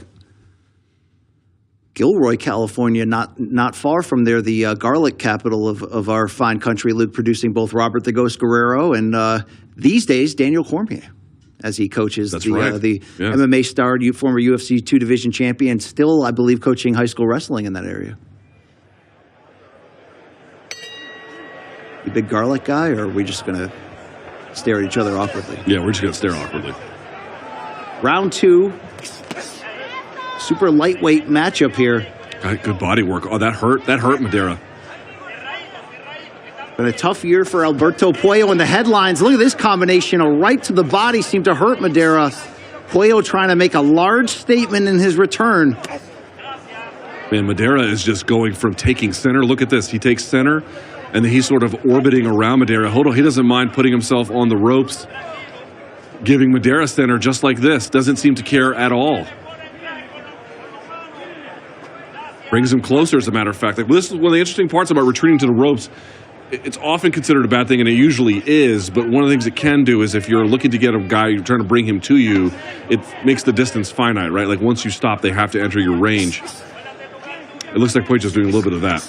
Madera coming back with right hands to the body. Got to find a way to work himself into this fight, make Puello uncomfortable. Try to offset a bit of this skill difference and certainly speed difference between them. And it's worth mentioning Madera himself snapping a 1-year layoff in this return.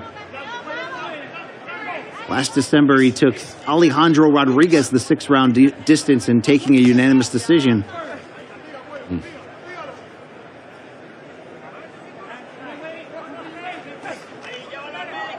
The length of Puello and that footwork to be able to not only build the jab, but his left crosses have been some of his best punches this fight.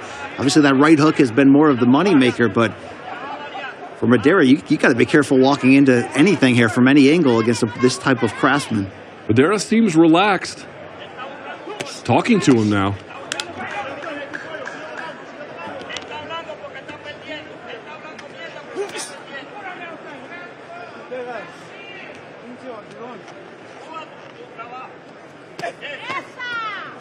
Left hand to the body from Puello. And you can call this a get-well fight for Puello because of the circumstances here, but 11-0 Madera, certainly not one to be taken lightly, even if this is a step-up opportunity for him. And how about the timing for Puello? Not the best circumstances in losing his title, but he could not be coming back to a more loaded division with huge opportunities in front of him. Got to pass this test first. Look, at the very least, Madera's targeting that body and giving Puello something to think about. This is a much better round for Madera, and that vaunted hook. I mean, you see it there. You've seen it a couple other times in this round. Not nearly as active or as accurate for Puello this time.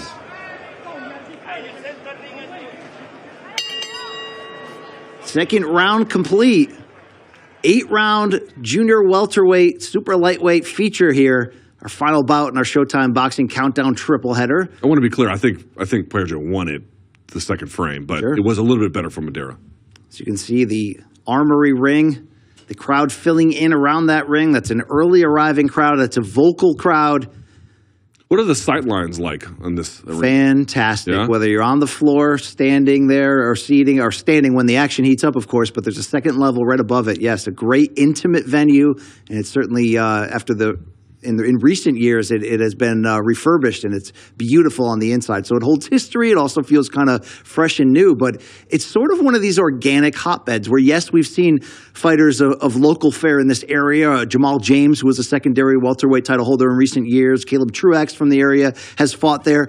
But, you know, when you think of Terrence Crawford selling out Omaha for years in big fights as he did, and that became a hotbed because of him, this is just the Midwest and some great fight fans that certainly support their own. And David Morrell's story has been so wonderful, and coming from Cuba, arriving in Minneapolis and finding new home in such a cold environment for somebody from such a hot climate. But you can just feel it in the air, just fight fans to the bone, whether it's mixed martial arts, amateur wrestling. I mean, that's what they do up there, Luke, in Minnesota. Certainly do.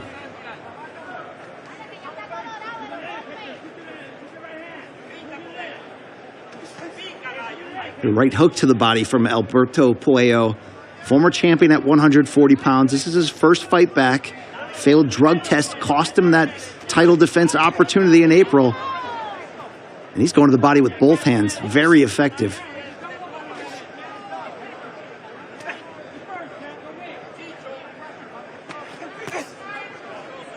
Punching in combination.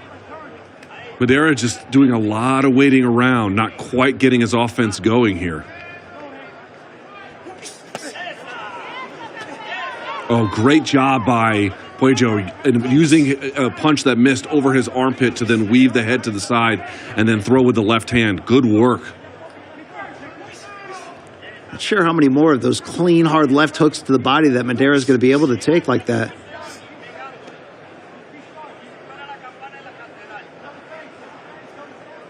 With Puello's nickname, Luke, translating to the wasp, La Avispa. You ever been stung by a wasp? So I am quite literally deathly allergic to bees. If I got stung by a wasp, that'd be the end of me. Always good to know your partner's weakness. Yeah.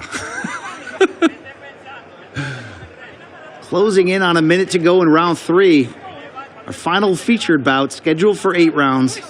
Very good start here from Alberto Puello. What can Hector Madera do to turn the fortunes in his favor? So his right body shot countered nicely by Puello. And the wasp, boy, does he come from all angles, Luke. Yeah, using his length well here. Some of these shots obviously are going wide or not really connecting in that way, but it's minimizing the output of Madera, right? He's not staying trapped too long, this current sequence notwithstanding. He's not staying too long in a single position, not taking big shots, constantly lowering and changing the height of where the jab is supposed to be coming from, using good lead outside foot position to set up the left hand. Nothing super significant has landed just yet, but overall pretty good work. That's a little bit better from Madera there. Final 10 seconds in round 3.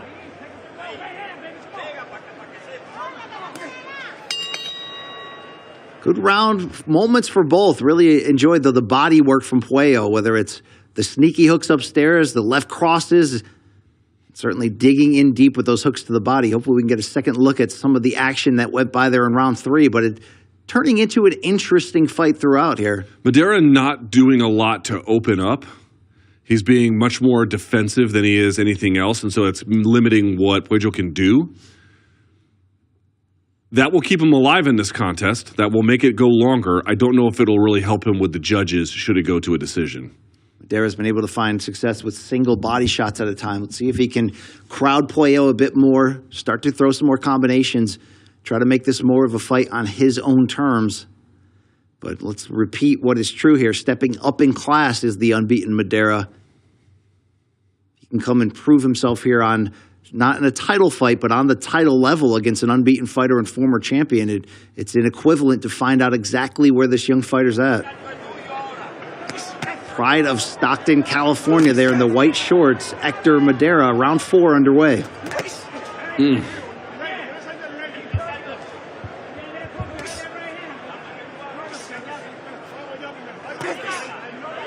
Good stick to the body there, left hand by Puello. Puello relocating to Las Vegas, where he fights out of. With left cross once again.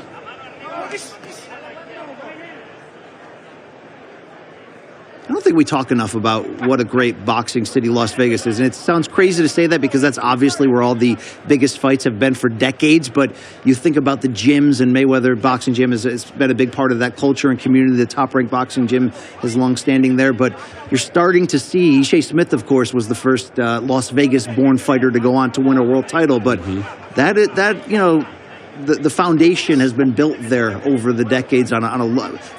Fernando Vargas, the Hall of Famer there, the great fighter Luke, really has done a lot training his young sons in that amateur area. Good left hand from Cuello up top. I mean, again, speaking of combat sports, BC, that's true in MMA as well. Syndicate, Extreme Couture. I mean, if you want to get great boxing training, MMA training, anything, Vegas has really, in terms of the infrastructure, quite literally built to accommodate that. It's so much more than it was when we started covering the sport. Good little stick to the body there as well from the Dominican. Oh, nice little left hand up top. Again, Madera doing a lot of waiting around, BC. I jumped the gun there calling the great Fernando Vargas a Hall of Famer. Has been on the ballot. Certainly had a very decorated career, and now training his young sons here. But they're closing in on the midway point for 8-round, 140-pound tilt. It's Alberto Cuello in the blue shorts.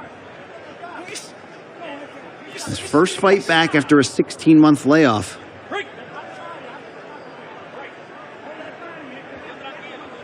The excitement level of this fight is starting to be more of a plotting affair, going in the other direction. But They've settled into a groove, right? Well, but I guess my point would be that groove is favoring Cuello. Yes. Madera just simply not doing enough, waiting for a big shot opportunity, and they're just not coming. Again, a guy like Cuello is just so crafty. He has so many more fights. Look at their record, nearly twice as many.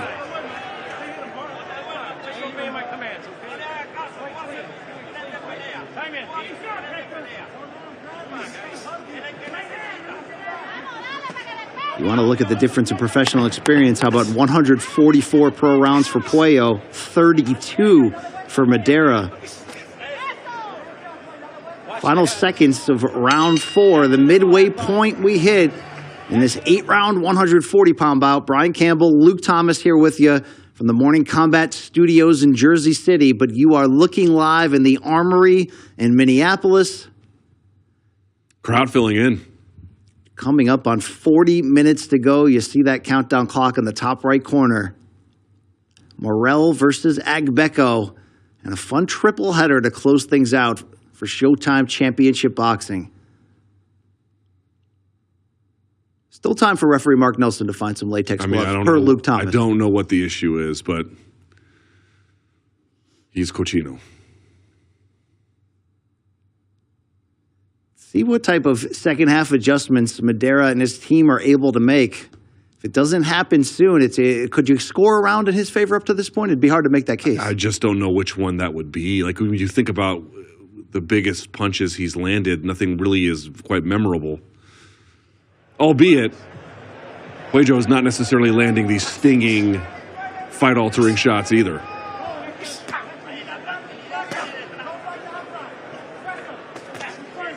The hook to the body for Cuello has been good. Early in the fight, and there it is, you saw the right hook up top to finish the combination. That was more of the calling card. Now he is much more aggressive with body punching and differentiating it, finishing up top in the end, but the left hand doing a lot more work this time. Round 5, scheduled 8. Madera in the white trunks. Starting to creep up and get a little closer. It's going to have to be now or never time soon to start putting offense together. Tentative, obviously, with the countering ability of Cuello and the length. Timing that entry. He just missed on it, Cuello. Short check, right hook. Landed partial, and now he's backing Madera up with straight lefts. And this is a standard combination, a 1-2 and then a 1-2-3. Cuello re-announced himself within this division with a statement here. Let me ask you, BC, if he doesn't stop him against a guy who has not been past 6 previously, what would that say in your mind? You'd have to really, in some ways, see the totality of the total performance. He's been largely controlling the action. He's looked good in spurts. I'd like to see more output from him, but we do have to take into account the 16-month layoff. Let's see. If Madeira, a round from now, 2 rounds from now, is still in this one punch at a time and not really taking the chances to turn the fight in his favor, and Puello's content with that, I'd have some issue with that. But let's see whether he can start going downhill in the second half of this fight and at least trying to make that statement. It's one thing to make the statement, but the effort needs to be put in there as well, not just to control the fight safely. Yeah, good job, Agbeko, getting underneath the hooking punches and reclaiming center.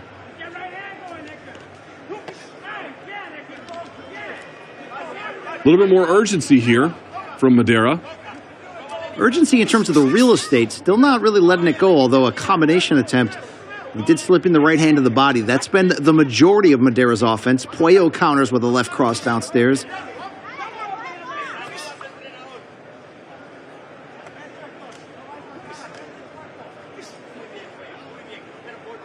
Yeah, the ring generalship just much better for Puello versus Madeira.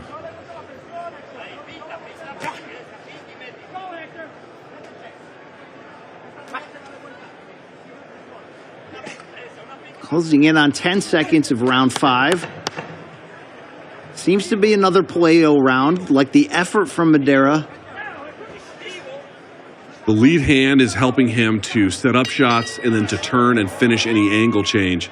But the left hand, the left jab, and in particular the left hook to the body, really doing very strong work for the former champion. Almost an exchange after the bell there. It was the most animated we'd seen Hector Madeira up to this point. I'd like to see a little bit more fire from him. I was going to say the same thing. I'd like to see if he can translate that little burst of, it wasn't trash talk, but they certainly took a look at each other and threatened the potential of throwing after the bell. For Madeira, you got to crowd him. You got to go to the body. You've got to put on the pressure, but most importantly, you have to take the risks. And that's not easy against somebody with not just the skill set, but that experience gap. I mean, I read you the total round difference between them. It's incredible the experience Puello has, and you're seeing that out there. He'll probably survive if he wants to continue fighting this way, and that's certainly I cannot ask anyone to sign up for any kind of devastating loss, but it just is not a reasonable path to victory against this kind of fighter with this kind of matchup. Here we go, round 6. Puello, some early pressure there in the white trunks. Sorry, Madeira in the white trunks. And he looks comfortable, too. Like, he's not been rattled. He's not been hurried. He's not being forced into mistakes. Taking his time as well. Not an overwhelming performance, BC, I don't think you'd say, but certainly a competent one.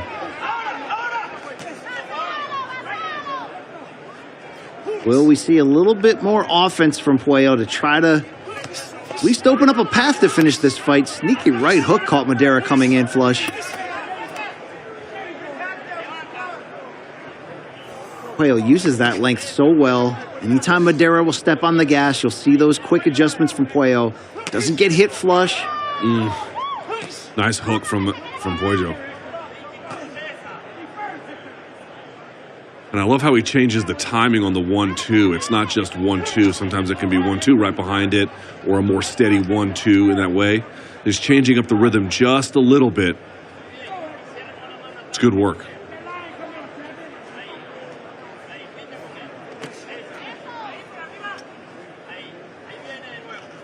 Good footwork there from Puello. Yeah, that's nice. I mean, look at this again. Sort of steering this guy like a matador. Almost making Madeira almost making him look amateurish there in the way he spun him and almost pushed him into the ropes.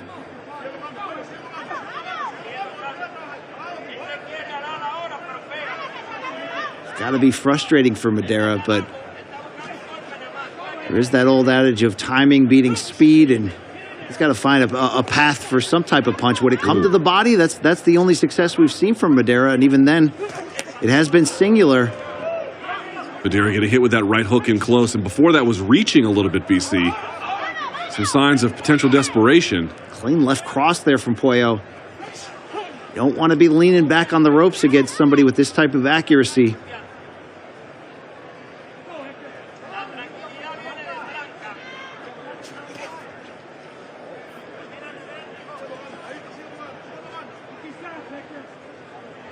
Either way, it might be fair at least this round to criticize both fighters for really just allowing that set pace, the set game plan. You can't really say either's going for it at this stage.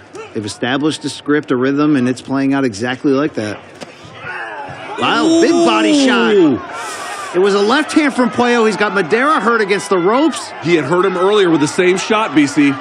Here's the volume of punches we asked for. Puello feels like the finish is near. Mark Nelson, the referee, takes a close look. 10 seconds to go in round 6. Madera hanging on. He's going to make it looks like. Madera punched out of trouble with that right hand. Puello almost caught him at the bell for the second straight round. Either way, big round for the former champion Alberto Puello, and maybe that's the momentum he's going to need to try to push for the stoppage. We were just saying, going for it, doing something a little bit extra. Let's see how he set this up.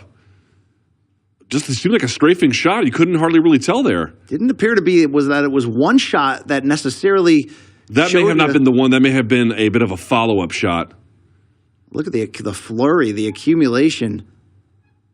Almost looked as if Mark Nelson's body language was leaning in, like that he was thinking about a stoppage there. And that's the fear for Madera, that even though that was a lot of quick little short shots, if you're not throwing back, if you're not able to show some life in those sequences, and you're pending in the corner, referees certainly can jump in to stop the action. But Madera fights on. We'll see what type of fighting spirit he brings this next round. Whatever landed was vicious. You heard Madera audibly groan. Ugh.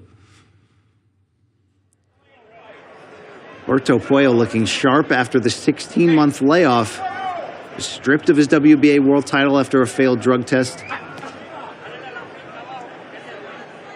After scoring at home, clomiphene was the banned substance found in his bloodstream. Right, which, by the way, just sort of technically speaking, if we can, and I know that some people are not going to care about this, it by itself would not be a performance-enhancing substance. It wouldn't really do anything. If you just took clomiphene, it wouldn't really do much for you. But the idea is that, and by the way, you could have, look at the use of the head there from Madera. Almost headbutting him. Getting spicy here at the Armory in Minneapolis. Just to finish the thought, the clomiphene would be used to potentially cover up other forms of performance-enhancing drug use. Allegedly. See a little bit of pep in Madera's step. Round 7 of a scheduled 8. He was hurt at the end of round 6. Puello went for the finish. Now it's Madera pitting Puello against the ropes. There's that body shot target. Good hooks upstairs. I don't think any of those landed flush, but at the very least, Madera getting off the output and the positioning, walking Puello back. Yep. Puello, by the way, is inviting this pressure against the ropes because that's where he's able to catch both his shot moving forward and then Madera into the punch, maximizing the effect. He's sculpting that spider web, trying to lure him in, and that left cross has been that big money shot. I mean, the right hook has been maybe flashier, but... The left hook to the body as well, not just the straight punch, but the hooking shot has gone really well for him.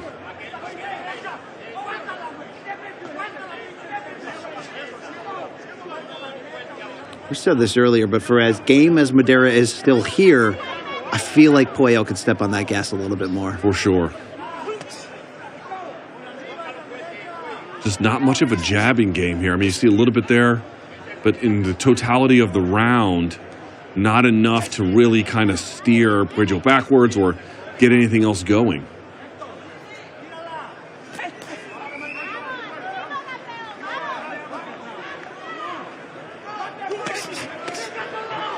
Combination to the body. Puello goes down. That's going to be ruled a slip by Mark Nelson.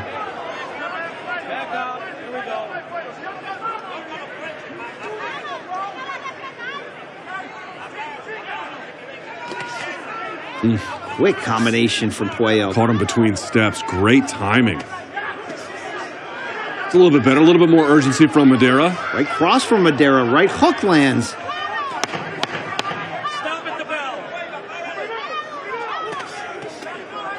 Better late than never for Hector Madera. Spirited finish to close round 7. 1 round left. Junior welterweights, former champion Alberto Puello, and unbeaten Hector Madera.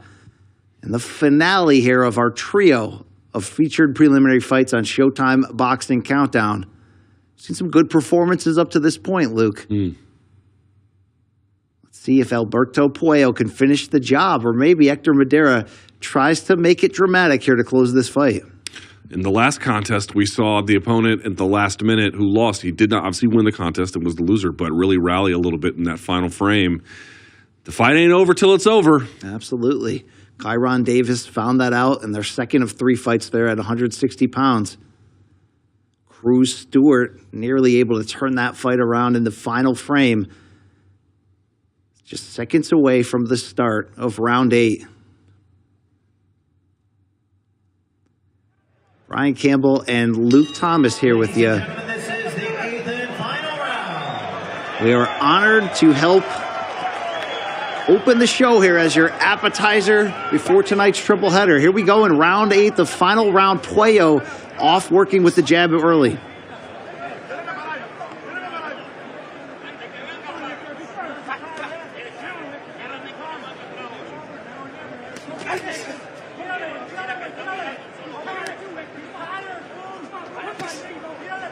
I mean, it's now or never for Hector Madera. Man, so many little things Puello does. Like when he hooks, he keeps his hand up high in certain ways so that when Madera tries to come over, he's already got a hand kind of blocking the punching lanes. There's just a lot of good, small stuff he's doing. It's not enough to put Madera on his rear end in terms of, knocking him off his feet. Nothing quite like that just yet anyway, but it's very, very respectable boxing. Not super dynamic, but Certainly respectable. been slow moments in this fight, largely controlled by Puello. We've seen a little spiciness at the close of the last 2 rounds from these two competitors. When Puello puts his punches together like he's doing right now, you can see the difference in class between them. Looping left cross from Puello finding the mark.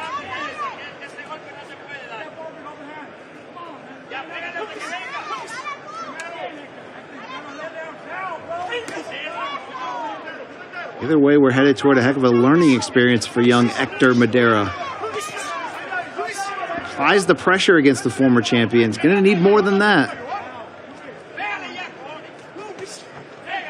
Now, would you say Madera's still gun-shy for that counter left hand?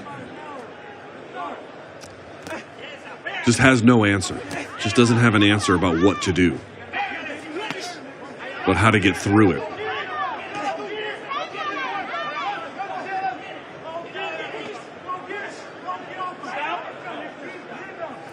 Mark Nelson will break them up once more. Final minute of the final round. Very pedestrian round in terms of punches land or the output. Good exchange there. Those were good punches from Puello. They just didn't necessarily get the reaction that perhaps he had hoped. But that landed clean.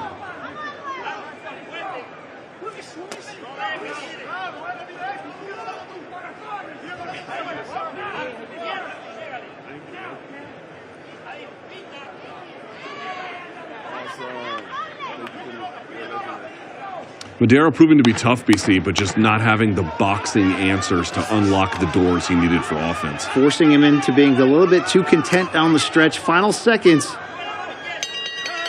And Alberto Puello appears to have bookended a quality return, 16 months out of the ring since being stripped of his WBA 140-pound world title.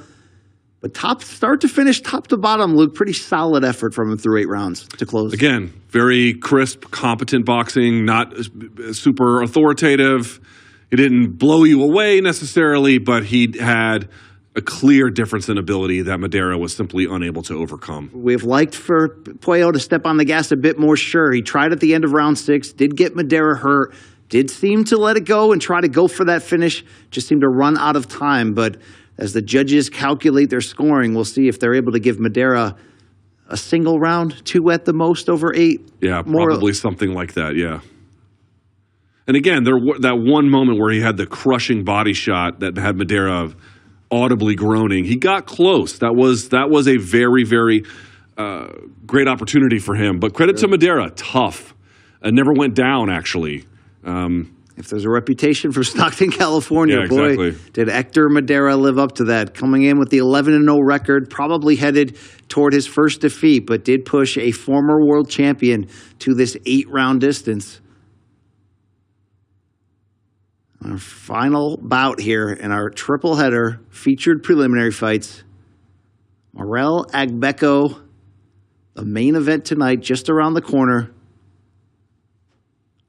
And Miguel Flores is just about ready with our judges' scores.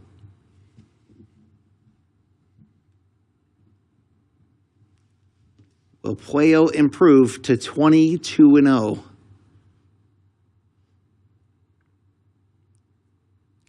We are about to find out. Sam Watson of the PBC there in the ring.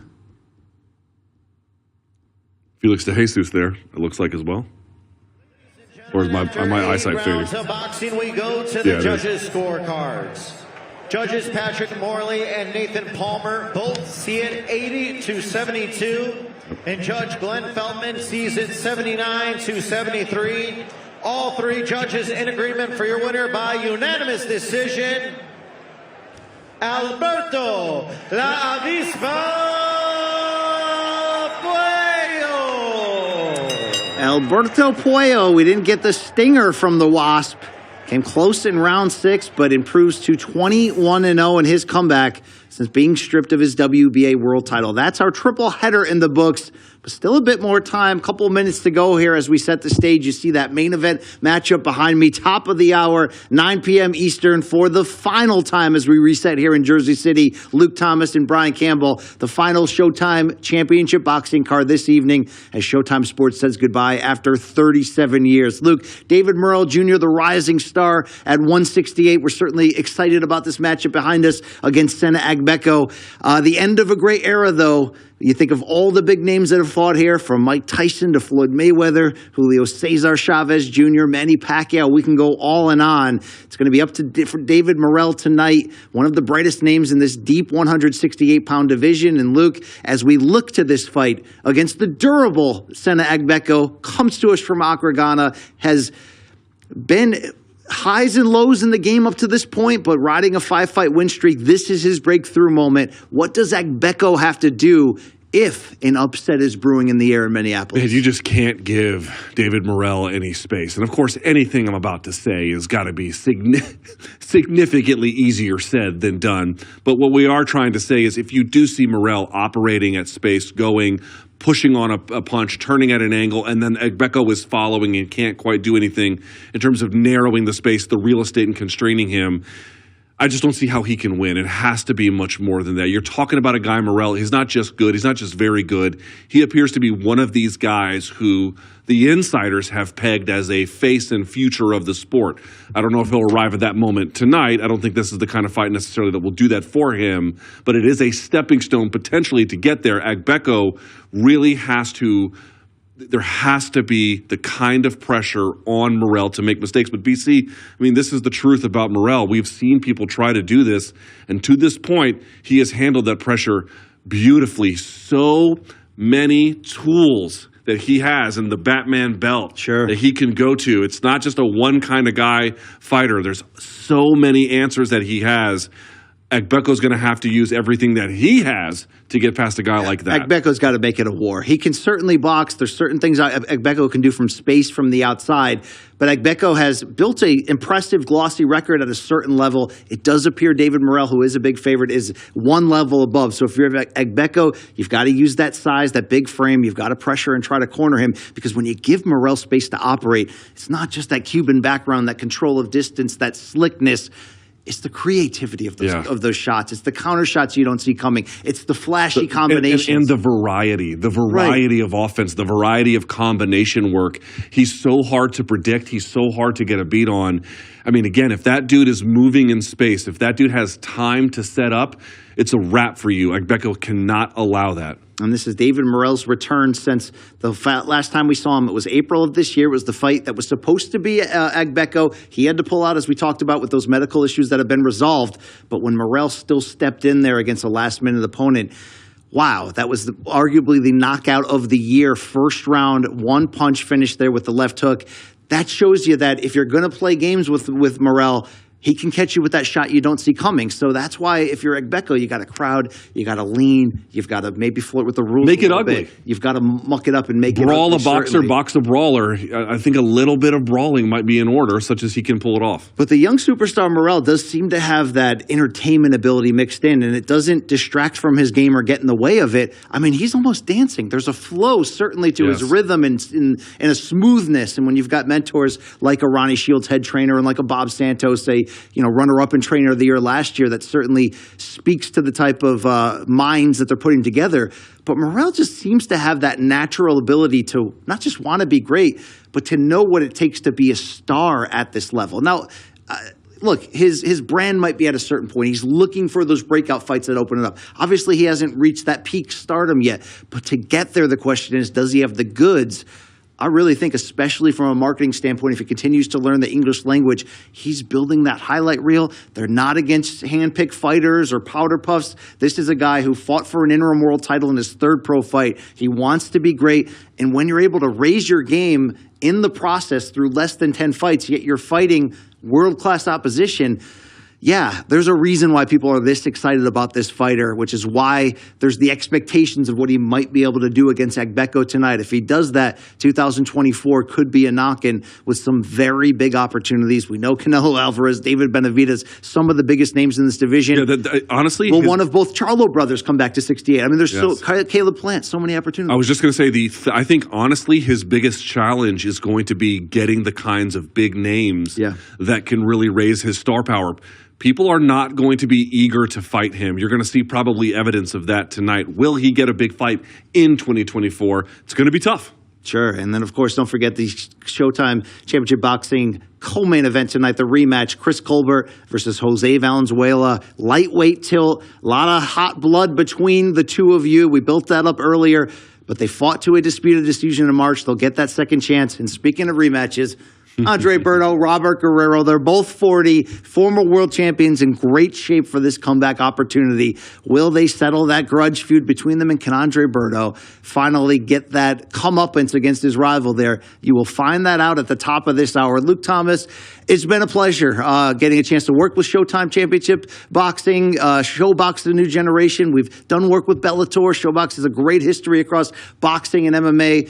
To be able to set the table tonight and call the prelims and build toward the final card tonight, I just wanted to thank the listeners, thank the production staff, thank the incredible Hall of Fame announce team that they've certainly got in Minneapolis tonight that will be calling the last card. It's been an incredible journey. My love for boxing has grown in ways that it's hard to describe through this job. I always loved boxing, but it is become something, again, I don't really quite have the words to explain what it has meant to me. It's been maybe the best job I've ever had, which is saying something. I've been very lucky to have jobs like this, and I recognize that the boxing community is deep, and it has so many historians and so many people who know a lot. So I don't present either of us to be necessarily the guys who know everything about every fighter in the ways that a lot of Not when we're in the same staff as Steve Farhood, by the way. Yeah, exactly. But it is such an honor to be able to sit in this chair or any of the chairs and places that we have sat, to be able to call these fights, to be able to do this work. So thank you to Showtime. Thank you to Brian Daly. Thank you to Steven Espinosa. Thank you to anyone who had who had a hand in putting two idiots like us in a seat like this. We all expect a big year from boxing, from PBC in 2024. But for tonight, top of the hour, just a few minutes away, tune to Showtime, 9 p.m. Eastern. It's Morrell versus Agbeko. It's the series finale of Showtime Championship Boxing. That's Luke Thomas, and I'm Brian Campbell. This is our Morning Combat Studio. You can check out our award-winning Combat Sports Showtime series every Monday, Wednesday, and Friday on YouTube, 11 a.m. Eastern Time. Go to youtube.com/Morning Combat. You can follow us below.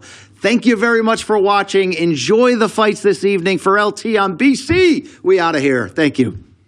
Saturday night, we close the door here at Showtime Championship Boxing. 37 years of broadcasting excellence. It's the last show of Showtime. It's a historic event. It's going to be an explosive card, period. And we're going to do it at the historic Armory. Let's talk about the main event. You got the unbeaten David Morrell Jr. I'm the one chosen. He's going to take on Sena Agbeko. I've always had the mindset of being the top guy, getting to the top and becoming champion. I've been calling him out, so he can't be the most avoided. Saturday, you are not talking chess, so now I'm talking chess too. The Christmas is for you.